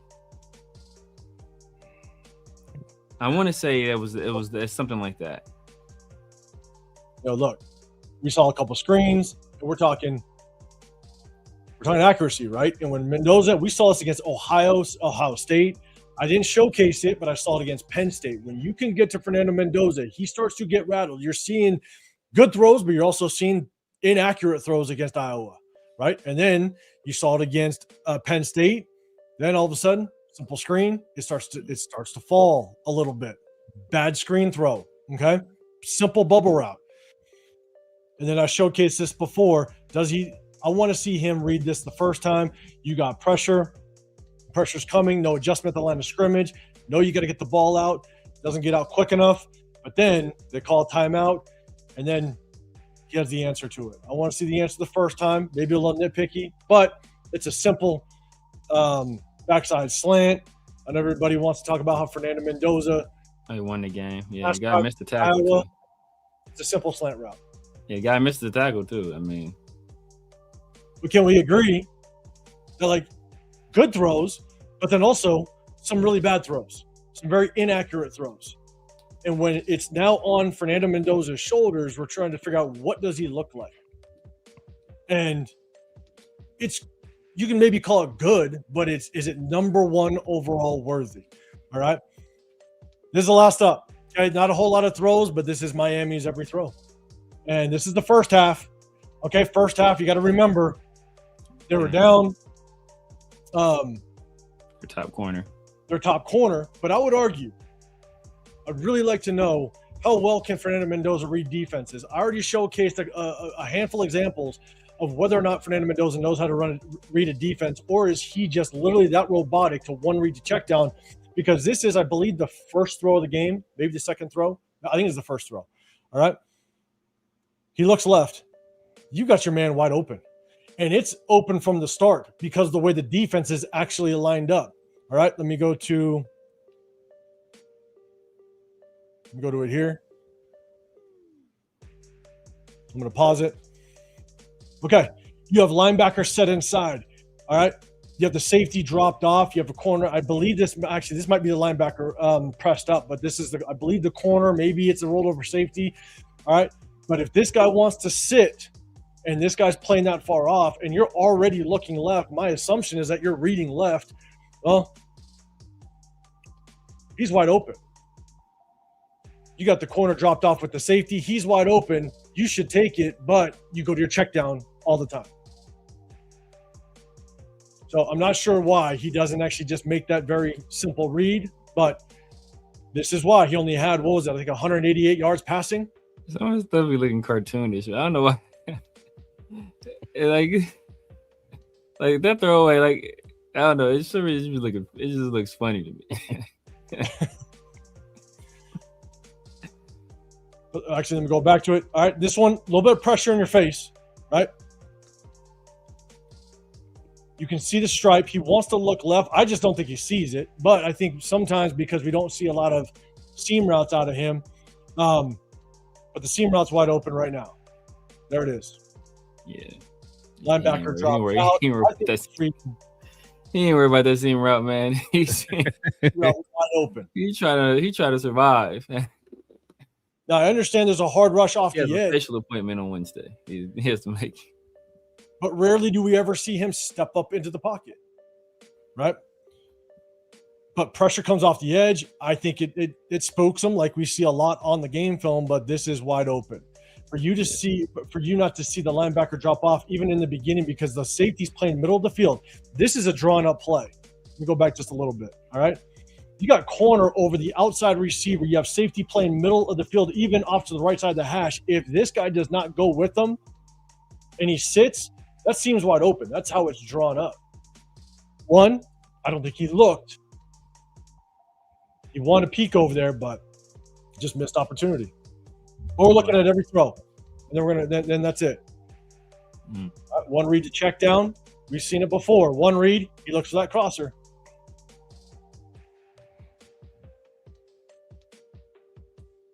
One read, check down, bang. It's a good throw, good read, but again, that's what he does a lot of the time. All right.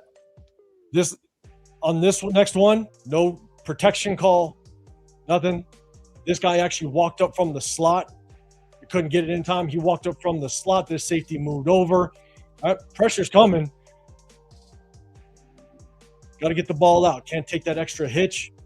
I'm not sure. I believe on that one, I want to see him complete the pass because I think Becker was open, but I want to see him get that ball out because I believe in that one he was actually open. But you can't take that extra hitch when pressure's coming and you know you're outmanned at the line of scrimmage. But we've seen a lot of examples where it's just a struggle for him to know whether or not he has any answer outside of RPO to pressure. Bad throw. Oh, should have been a pick. And we're showing every throw. Should have been OPI, probably. Bad throw. Bad throw.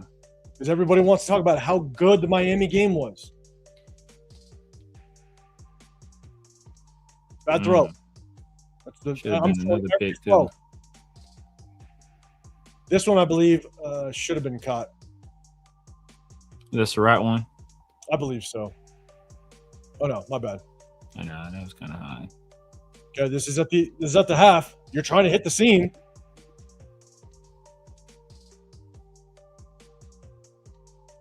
Bad throw. Okay, so that's all the throws in the first half. That's all the throws in the first half. 2 missed opportunities, in my opinion. A bad seam route, a bad throw down to down into the end zone. It's tough. In my opinion, not the greatest first half. And I know that they got bailed out on a 3rd and 17 with a face mask.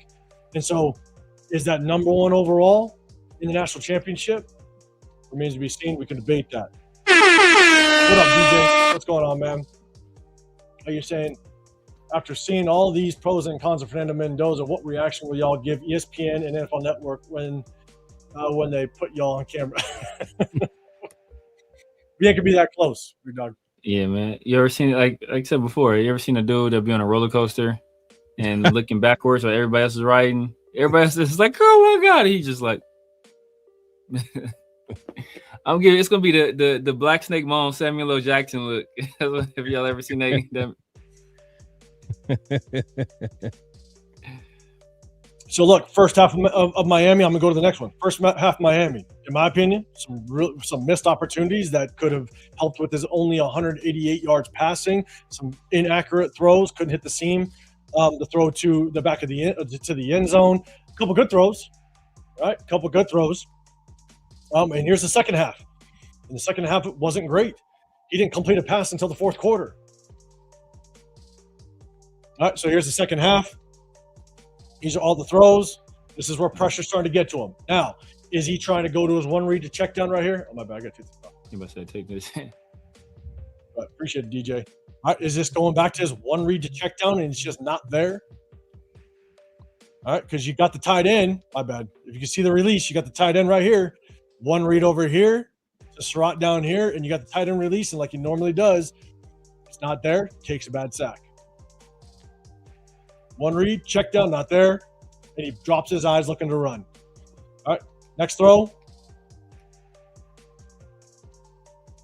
Takes the sack. Not sure. That's T-Rex. No, didn't look like there's a whole lot there. Okay, but again, I'm showing everything. All right, you could have had this crosser, maybe. Yeah, he has enough time too. Yeah, if he could just his signature jump throw. This one should have been caught by Surratt. Yeah, that one should have been caught. That was awesome. We're showing every throw. So that should have been his first completion of the second half. Takes a bad sack. Again, I don't know if he's not seeing it downfield. If there's anything open, I'm not exactly sure. I didn't get visibility to that.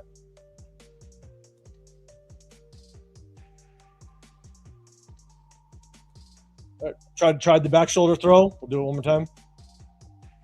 Good defense. Good. I'll give him a good throw. Yeah, it's a tough catch. He should have caught that. It's a tough catch though. Oh,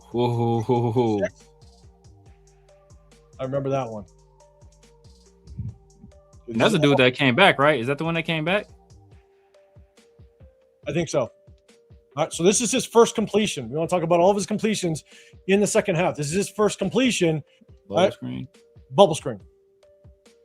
If that's right, I'm not. That's right. Cooper did that.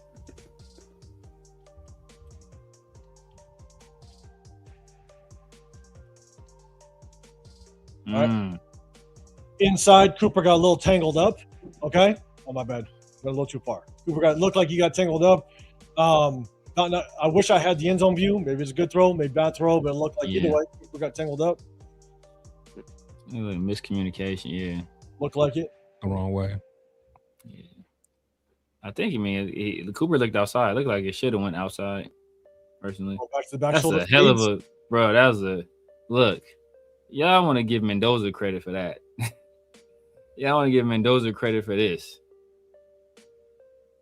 Come on, dog. Come on, dog. Come on, man. That's not a good throw. That's a hell of a catch. It's a very good catch. Again by Becker. All right. This is Mendoza, like we've seen a lot through the entire season. Here's him trying to work the middle of the field. Drops back, tries to work the middle of the field. Inaccurate. I'm behind him. And then here's the touchdown run. Hell of a play. Okay, touchdown run, hell of a play. And then this is his other completion, drawn up play. No reading, it's drawn up play, play and catch. So you got the bubble screen, drawn up play. You got this right here. You have the back shoulder fade. The run. That was about it. Yeah. And the run is the immortalized moment. That's gonna be, it ain't quite Vince Young, but that's gonna be the play they replay. Yeah. Gonna be on commercials and stuff. So this is when everybody wants to just talk about the Miami game. Miami game wasn't great. He threw for 188 yards, 0 touchdowns, and when he was forced to do something kind of outside of the back shoulder fades, it wasn't great. A lot of his completions came from just simple, drawn up bubble screens, as well as that pass I just showed you. But then when he had to work outside of that, it wasn't great at all.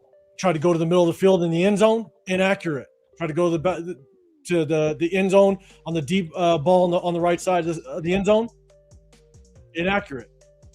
So the run was great. Don't get me wrong. Everything else, it was okay. He threw for 188 yards and 0 touchdowns. So we're going to finish this off. That's it. I'm sure I got enough. I'm sure I got yelled at enough. But at the end of the day, showcased what there is to like about Fernando Mendoza, because there is things to like about Fernando Mendoza, but there's also a lot of question marks as to how is he going to look in the NFL when he doesn't have the answer to all the questions, when he doesn't have always a full supporting cast of a run game, of a defense, of a coaching staff that is going to literally draw the best plays every single time. It just presents so many question marks that it pulls me off the number one pick. So, Chris, I'm going to throw it to you first, man. You broke down game film. We already talked about Tyson. I know we're all kind of team trade back, but after we kind of break down the game film, what are your thoughts of Mendoza? Change your mind at all, or you're still in the same space? No, definitely still in the same space. Again, I think that, granted, of course, you didn't show, what he's best at, but again, what he's best at isn't what's going to translate on Sunday. So, again, I don't hate Mendoza. He can make the throws. We've seen it. I just haven't seen it in a consistent level. And when I can't see it on a consistent level like that, the number one overall pick is just too risky for me. Just too risky. So, again, I think he will end up being a pretty good quarterback. Middle of the road, but as far as somebody that's going to be, a guy that can put a team on his back and all that, I just don't think he'll ever be that. And unless we can luck up and just get some dogs around us, somehow get, a true wide receiver, like if we can get a Jeremiah Smith next year, like little stuff like that, then yeah, we may have a chance. But I think he's going to be a middle of the road type of guy. Gino on the phone with his cousin right now. Like, don't do it, bro. Don't do it. Don't do it, bro. Severe, I'll throw it to you, but DK, man, you're saying, do you guys really think teams want to trade up for number one for Mendoza? We've answered this question before, and the only thing that I will say is that I think there's teams that will just do it out of whether it's desperation, because you hear the fan base, we need a quarterback, so you have to go get a quarterback, right? There's teams that make bad decisions. The Raiders are one of them. We've made plenty of bad decisions. Who thought we would take Damon Arnett? Who thought we'd take Alex Leatherwood? Right. That's what I'm saying. Right. There's going to be a team. Maybe there's a team that's like, we love this guy. Like 98% of the football world loves this guy. They might think he's absolutely worth it, and we'll see what happens. Chris, and I'll throw it to you, Severe. Chris, you agree or disagree on that? Yeah, no, I agree with you, man. I agree with you. It's just, like Trey Lance. I mean, you just never know who teams are going to fall in love with. At the end of the day, they see them. They may see the measurables, and people already think he's a Peyton Manning. I mean, he's a smart guy, but you can tell that he cannot. Well, I won't say he cannot, but there's a lot of times that he was not making the right reads. Anything that's past that one read, he kind of struggles. And just understanding that in Kubiak's system, you're going to be under the center a lot. So, your back's going to be turned. You're going to do a lot of play action. If you can't process it out of shotgun, the beyond the one read, it's going to be tough to do it in Clint's system. So you can study with Brian Greasy all you want. It's going to be tough, man. Uphill battle for sure. It's two very different things. Two very different things. Yeah. What's your thoughts on that? And then I definitely want to get your takes on Fernando. Yeah, I mean, I think people, if they find themselves in a situation where they feel pressured, where they have to see results immediately, maybe a guy like Todd Monken, he's an older guy. He doesn't have a lot of time to kind of wait people out. I don't know how he will feel about Shador. Well, I don't think they really like Dylan. Deshaun Watson, it remains to be seen. That's a big question mark right there. So maybe if he feels pressure enough, maybe the Cleveland Browns say, look, we got Myles Garrett. He's getting older. We've got a great defense. We made vast investments on that side of the ball last year. Let's get a quarterback this year to kind of at least like complete the other side or somewhat complete the other side. So you see a team like that. But like you said, teams, they do dumb stuff all the time. So I wouldn't put it past one of these teams to buy into the media narrative hype and he's Peyton Manning, he's Tom Brady, he's Andrew Luck. Like, okay, cool. Yeah, I'll say if you're buying that, I'm selling it. If you were buying that, I'm selling it. So I wouldn't put it past them. Like, do the Raiders do it now? Do I feel that Spytek has the testicular fortitude to do a move like that? The what? The testicular fortitude. I love it. Does he have that? Would he do that? No, I don't think he will. So I think it's almost a foregone conclusion that we take Mendoza number 1 overall. And we went through the tape, man. We seen what he is, right? He's a first round quarterback, in my opinion. He's a guy that you take in the first round. He's not a guy you take number 1 overall. There's a lot of holes in his game. There's a lot of things that he needs a lot of work to improve upon. He didn't run a system that's going to translate immediately to the NFL. People always want to talk about his intelligence and he went to Ryan Fitzpatrick went to Harvard. He was a Harvard graduate. So what did that really mean?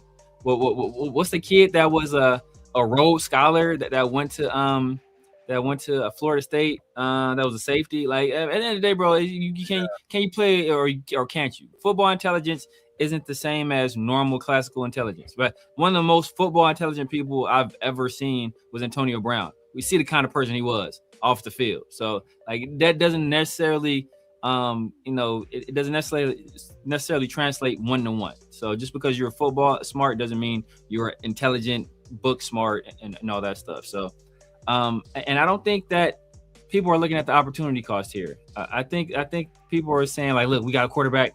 He's the best quarterback in this draft class. We got to take him. And they don't look at things in terms of opportunity cost, where we're costing ourselves the potential to build a much better roster and still be in position next year to get a quarterback that is comparable in terms of talent and as a prospect as Fernando Mendoza. So we can do both of those things by trading back this year instead of doing it. And for a year that conceivably, if everything goes according to plan, Fernando Mendoza never sees the field anyway. So like, what are you really losing?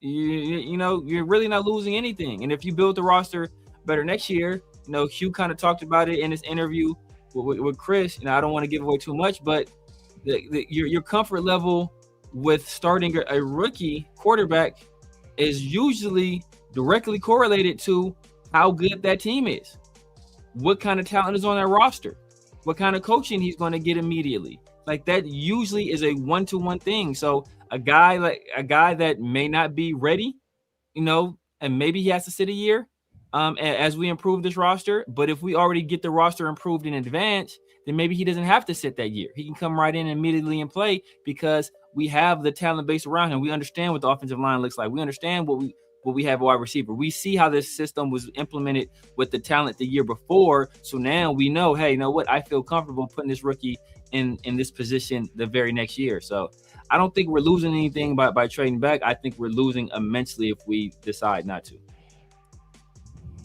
I'm with you. And look, we've said this multiple times, and all three of us agree in the sense that if we do draft Fernando Mendoza, the hope is that they see something that they can work with.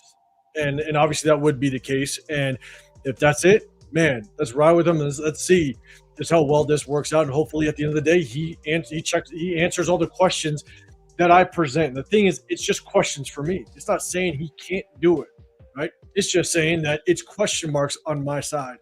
And that's, at the end of the day, that's all it is. Not saying he can't do it. And we also think, at the end of the day, like, he is going to be the pick.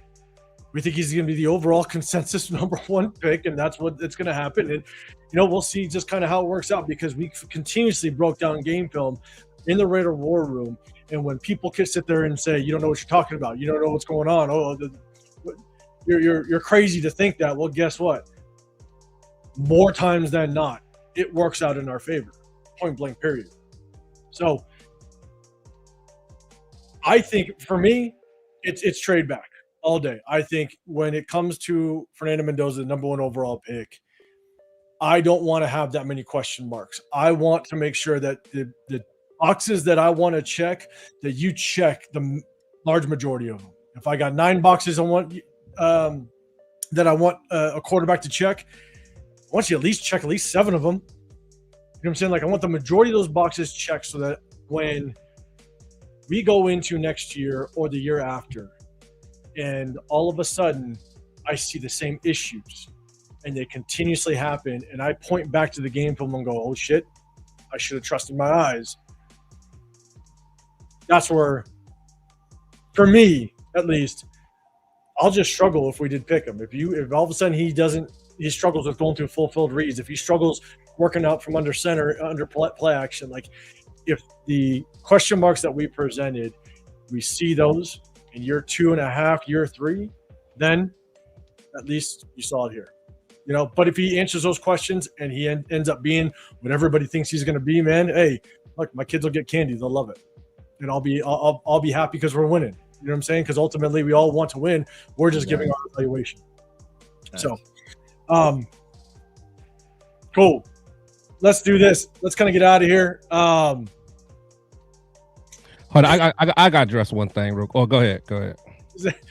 If you actually know more than coaches and GMs, you just check my history, and apparently I got a pretty good track record. I'm just letting you know. And that history didn't just start from when I started this YouTube thing in 2023. So if you want to check my history, you feel free. I'm not saying I know more, but I'll tell you right now, a lot of my projections worked out when they weren't the popular opinion. So, all right, Chris. Chris, go for it. Yeah, you know, I always once a show got talked to this idiot Money Chuck. Talking about all three of you get little outside debate. You three always do your own show with one other or like-minded or whatever. So he can't even spell. But the thing is, just the other day we were on with Rundown, Cheeto, like literally guys that were on the other side of the aisle, man. And they're actually in our group, so we actually debate with them daily. All day long. That's all we do, you idiot. I've been debating Pharaoh on everything for 2 man. years, bro. On Genty, on Mendoza, on everything for 2 years. On Tyree, I've been like how many of y'all was saying Tyree's gonna be the next generational guy? How many of y'all said Genty was about to be rookie of the year? How many of y'all was saying Dante Thornton was the next coming of Randy? But y'all say this stuff. And then we deny it, and y'all say we don't know what we're talking about, and then later on we're right, and then you just move on to the next thing, like nothing ever happened. Yeah, and shout out to Rundown, man. That was a debate.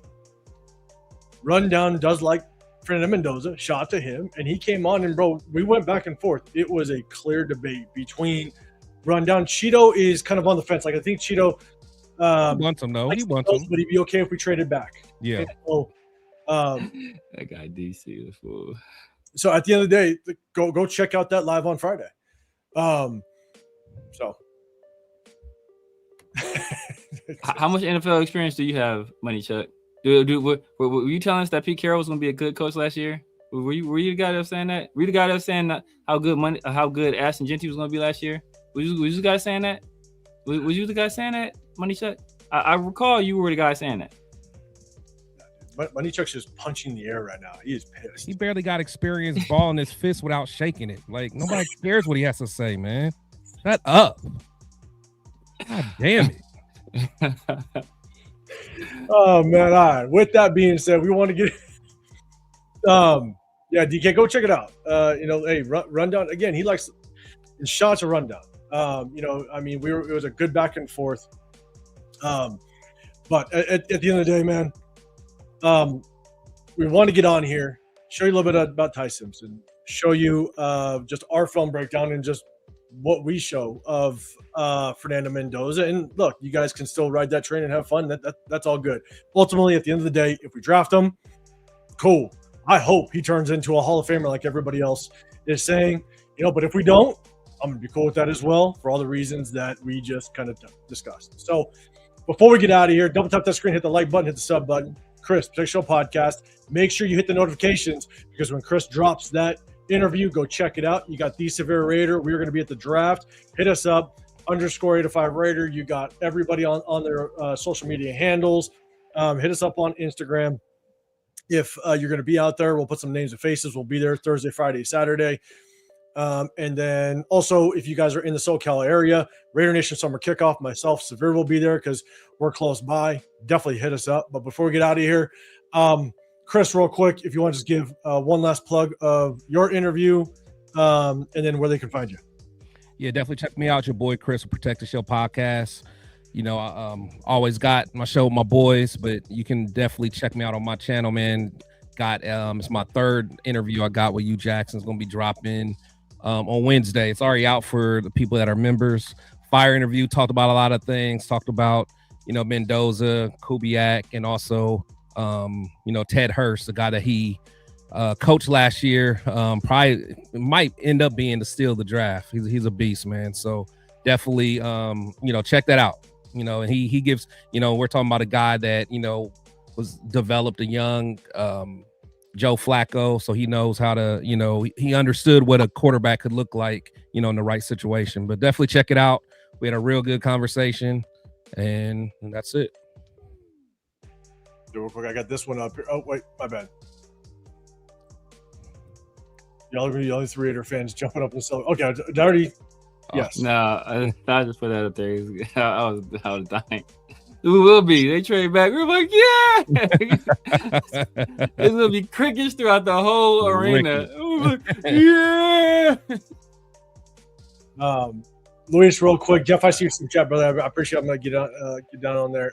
You said I get everything you're saying, Spirit, but I'm not gonna let you downplay Genty's season. I wasn't even high on the pick, and I was impressed. I'll let you. Impressed by what? Impressed by what? Take that Half of his touchdowns came in 2 games. 33% of his yards came in 2 games. So what were you impressed with? That he was able to continue. I know what was impressive, that he just continuously made the wrong read on, like, you almost have to try to be that wrong that often when you're reading when you're trying to press the hole and read the running lanes. Like, you have to, like, most people would have to try to miss it as much as he did, and he just did it naturally. So I was impressed by how well he fleeced the Raiders into giving him the second most guaranteed money of any running back in the NFL. And he was, like, ranked in the 60s in terms of yards per touch in the NFL. I mean, that's highly impressive. Highly impressive. I was impressed by the amount of excuses I heard from the very same people who were telling me the year before the year started that he was going to win Offensive Rookie of the Year. So they looked at the team, they looked at the coaching staff, they looked at everything and said he's going to win Offensive Rookie of the Year. Then they saw him playing preseason and he looked like shit. And then they said, oh, come on, guys. This is preseason. He only had 3 carries. We're not calling our real plays. So then he looks like shit in the regular season. And then it's not him. It's everybody else. But I'm drafting a running back at 6. Guess what your job is to do? Make everybody else look better. And you made nobody look better. Nobody. I'm just going to branch off of that real quick and say, look, on this channel, we broke down his game film, but even prior to the season, after free agency and the draft, we went ahead and picked Genty, which none of us wanted Genty. We instantly told you guys after free agency, after the draft, that Genty will not fix the run game. We told you that, and everybody was like, Genty's going to fix the run game. All of a sudden, we're going to be this rushing team that is going to just take the top off the NFL. That's what everybody was saying. Everybody said Genty is going to fix the run game because we just drafted him after Alice Kappa was our top free agent to address the offensive line, and then we waited till the end of the 3rd round. And all of us continue to tell you guys, Genty will not fix the run game. And then everybody after week 3 or 4, everybody now is, oh, well, Genty needed an O-line. No shit. That's what I know. That's the whole point. Genty needs an O-line. Every running back needs an O-line to find success. Exactly. So we tried to tell you. Maybe draft O-line in the 1st round and draft the running back in the deepest running back class of all time later on. Maybe Calvin Nunn guy seemed to look pretty good. Who's the guy 805 like? Travion Henderson, I think, would he finish second or 3rd in Rookie of the Year voting? He looked pretty good. Cam Scatterbull, CTE Scatterbull looked pretty good. before the concussions and he tore his leg all up, he looked pretty damn good.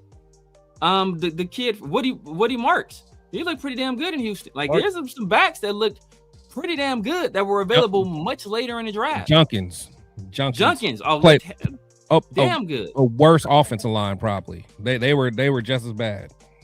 I'm gonna say worse, but just as bad. Available later because these teams addressed offensive line. Well, no, not the Texans. They didn't address offensive line, but these other teams addressed offensive line, and then they got running backs later. That's what smart organizations do. Or they wait for dumb organizations to let go of the first round picks that they take a running back to let them go, and then they sign them for pretty good deals and get the most out of them. I.e., the Ravens and the Derrick Henry, the Packers with Josh Jacobs, the Eagles with Saquon Barkley. Like the list goes on and on. It does. And at the end of the day, you saw how valuable running backs are. Kenneth Walker, the Super Bowl MVP, the Seahawks just let him walk. I'll tell you right now, if we draft Fernando Mendoza and you're staring and Fernando Mendoza works out like everybody thinks he's going to be, you're going to stare down a barrel of a record-breaking contract for Fernando Mendoza later down the road. You're not going to pay Genty. And if you don't win a Super Bowl with Genty and you let him walk, it was a waste of a first-round draft pick. Point blank, period. If Genty don't get a second contract with us, Jesus Christ. I'm apoplectic. And Money Chuck, you said when we criticized, this is what I'm talking about. It's the people, but just, I don't know what medication you're on, bro. I don't know how old you are. Maybe your memory is failing you. I distinctly remember you saying, what do you guys know? Pete Carroll, he's won Super Bowl. He went to the Super Bowl. That's how you guys know more than Super Bowl winning coach Pete Carroll. Well, apparently we know a little bit of something, because we're the ones that said, first of all, said that was a terrible hire, and said we shouldn't have drafted these people, and said we shouldn't make these idiotic moves on the offensive line. Looks like we read about all of that stuff now, weren't we? But at that time, you were telling us we didn't know more than Pete Carroll because he won the Super Bowl, and now you're saying that Pete Carroll wasn't a savior. so like, bro, it's not making no sense, bro. You're not making any sense, Money Chuck, bro. Go drink some warm milk. I'm sure they got episodes of Murder She Wrote on right now, bro. Go check that out. Matlock. What up, Jeff? I'm getting yours, man. I appreciate you. Mike Chuck knows statistics.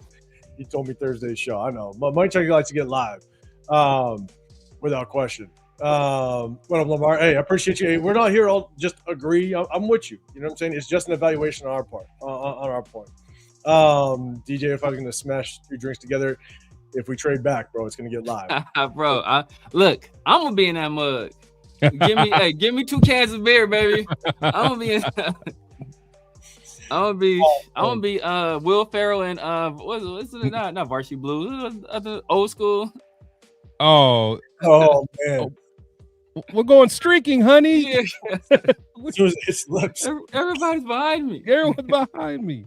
Oh man. All right. I appreciate you. We trade back. You 3 better be watching for me running through the crowd like Derek in the movie 10. Man. Look. Remember when Carlton took the speed and the Fresh Prince of Bel-Air? I'm being Oh man. Oh man. Fun fact. Oh man. Friend all the time, and we can literally recite like every goddamn line of Fresh Prince. But fun fact. Okay. Hey, what up, Jay, man? Appreciate you. All right. We're gonna get out of here. It's late, man. Shout out to Chris on the East Coast, man. It is late. I got 1 a.m. here, man. Drake somewhere about to get up and start driving his truck. I know, he's gonna wake up and be like, "You guys still on?" Yeah. Just another DJ. And I think well, I don't know, we in Atlanta or DJ, or was you in the DMV? I can't remember. We in Atlanta or DMV, but he on that East Coast time too. Yeah. So Severe, man, before we get out of here, let everybody know where they can find you. And what you got going on throughout the week. I mean, you guys know what it is, man. The Severe Raider here on YouTube, Snapchat, TikTok, X, IG, True Social, man. True Social been popping ever since that picture of Jesus went up. The True Social has been popping, bro. Y'all don't know True Social, man. Get on True Social. It's hilarious over here. It is hilarious. Oh, man. But yeah, I mean, y'all know what it is, man. And Fridays and Saturdays you can find me at Money Chuck's Mama House. But Sundays and Wednesdays, my dogs in the Raider War Room. Christmas Check Shield 805 Raider. If you haven't done so already, man, make sure y'all go over to their channels. Make sure you hit the like button, hit the subscribe button, man. Get memberships from both of those guys, man. Get that membership from Chris' channel, especially. You want to watch that interview, man. You don't want to watch that interview. They touch on some fire topics. If you're a Ted Hurst fan like me from the beginning, man, he got me amped for Ted Hurst, bro. He got me amped for Ted Hurst. So, and then Tuesday and Thursday is my dog, Pharaoh, NFL, the 50-50 show and Around the Shield, man. I was off last week because I was out in the Bahamas, man. But we back at it this week, at least for the 50-50 show. I'll be on at the draft on Thursday, man. So anybody going out there, tap in with your boy. Cool, man. And if you guys don't know, I'm 805 Raider, channel's Real Talk Raider Nation. I'm basically on here on Sundays and Wednesdays. My guys always pop in here. I might throw some shorts out there. I've been dropping some videos recently only because I want to get the draft talk in. But at the end of the day, I kind of come on here, and if you guys don't know, we break down game film throughout the season, just like we did today, as much as you guys may not like it, vast majority, but this is what we do. But definitely tap in. And the one thing that you're going to get from us is we're not going to hit you always with just the popular take. We're going to do our evaluations, and we're going to basically hit you with the truth. You might go to other channels at the end of the day, and they will try to just hit the popular take because they want to be popular. I'm not saying to definitely go check out the Cheeto Linuses, the Rundowns, the Jeffs, Turf, J Raider, LB Raider, Nate, those guys, even Roth. Shout out to all those guys, right? You know what the big channels are, but at the end of the day, look, sometimes they just got to be popular and they want to rock with all the popularity. And we're not here to be popular. We're here to give you our true evaluation, whether we're right or wrong, but we back it up with some game film. Not a lot of people can do it. So it is what it is. We won't be out here. At the end of the day, guys, we'll see you at the draft. Hit the notification. We won't go live on Wednesday because I'll be out there. We might surprise you with one depending on what the schedules look like, but definitely tap in. So we're going to get out of here, man. We appreciate y'all. Have a great rest of your Sunday. What's rest of it? Have a great start to the week. If we go with Mendoza, hey, let's rock out. We'll see you guys on the next one. We're going to get out of here.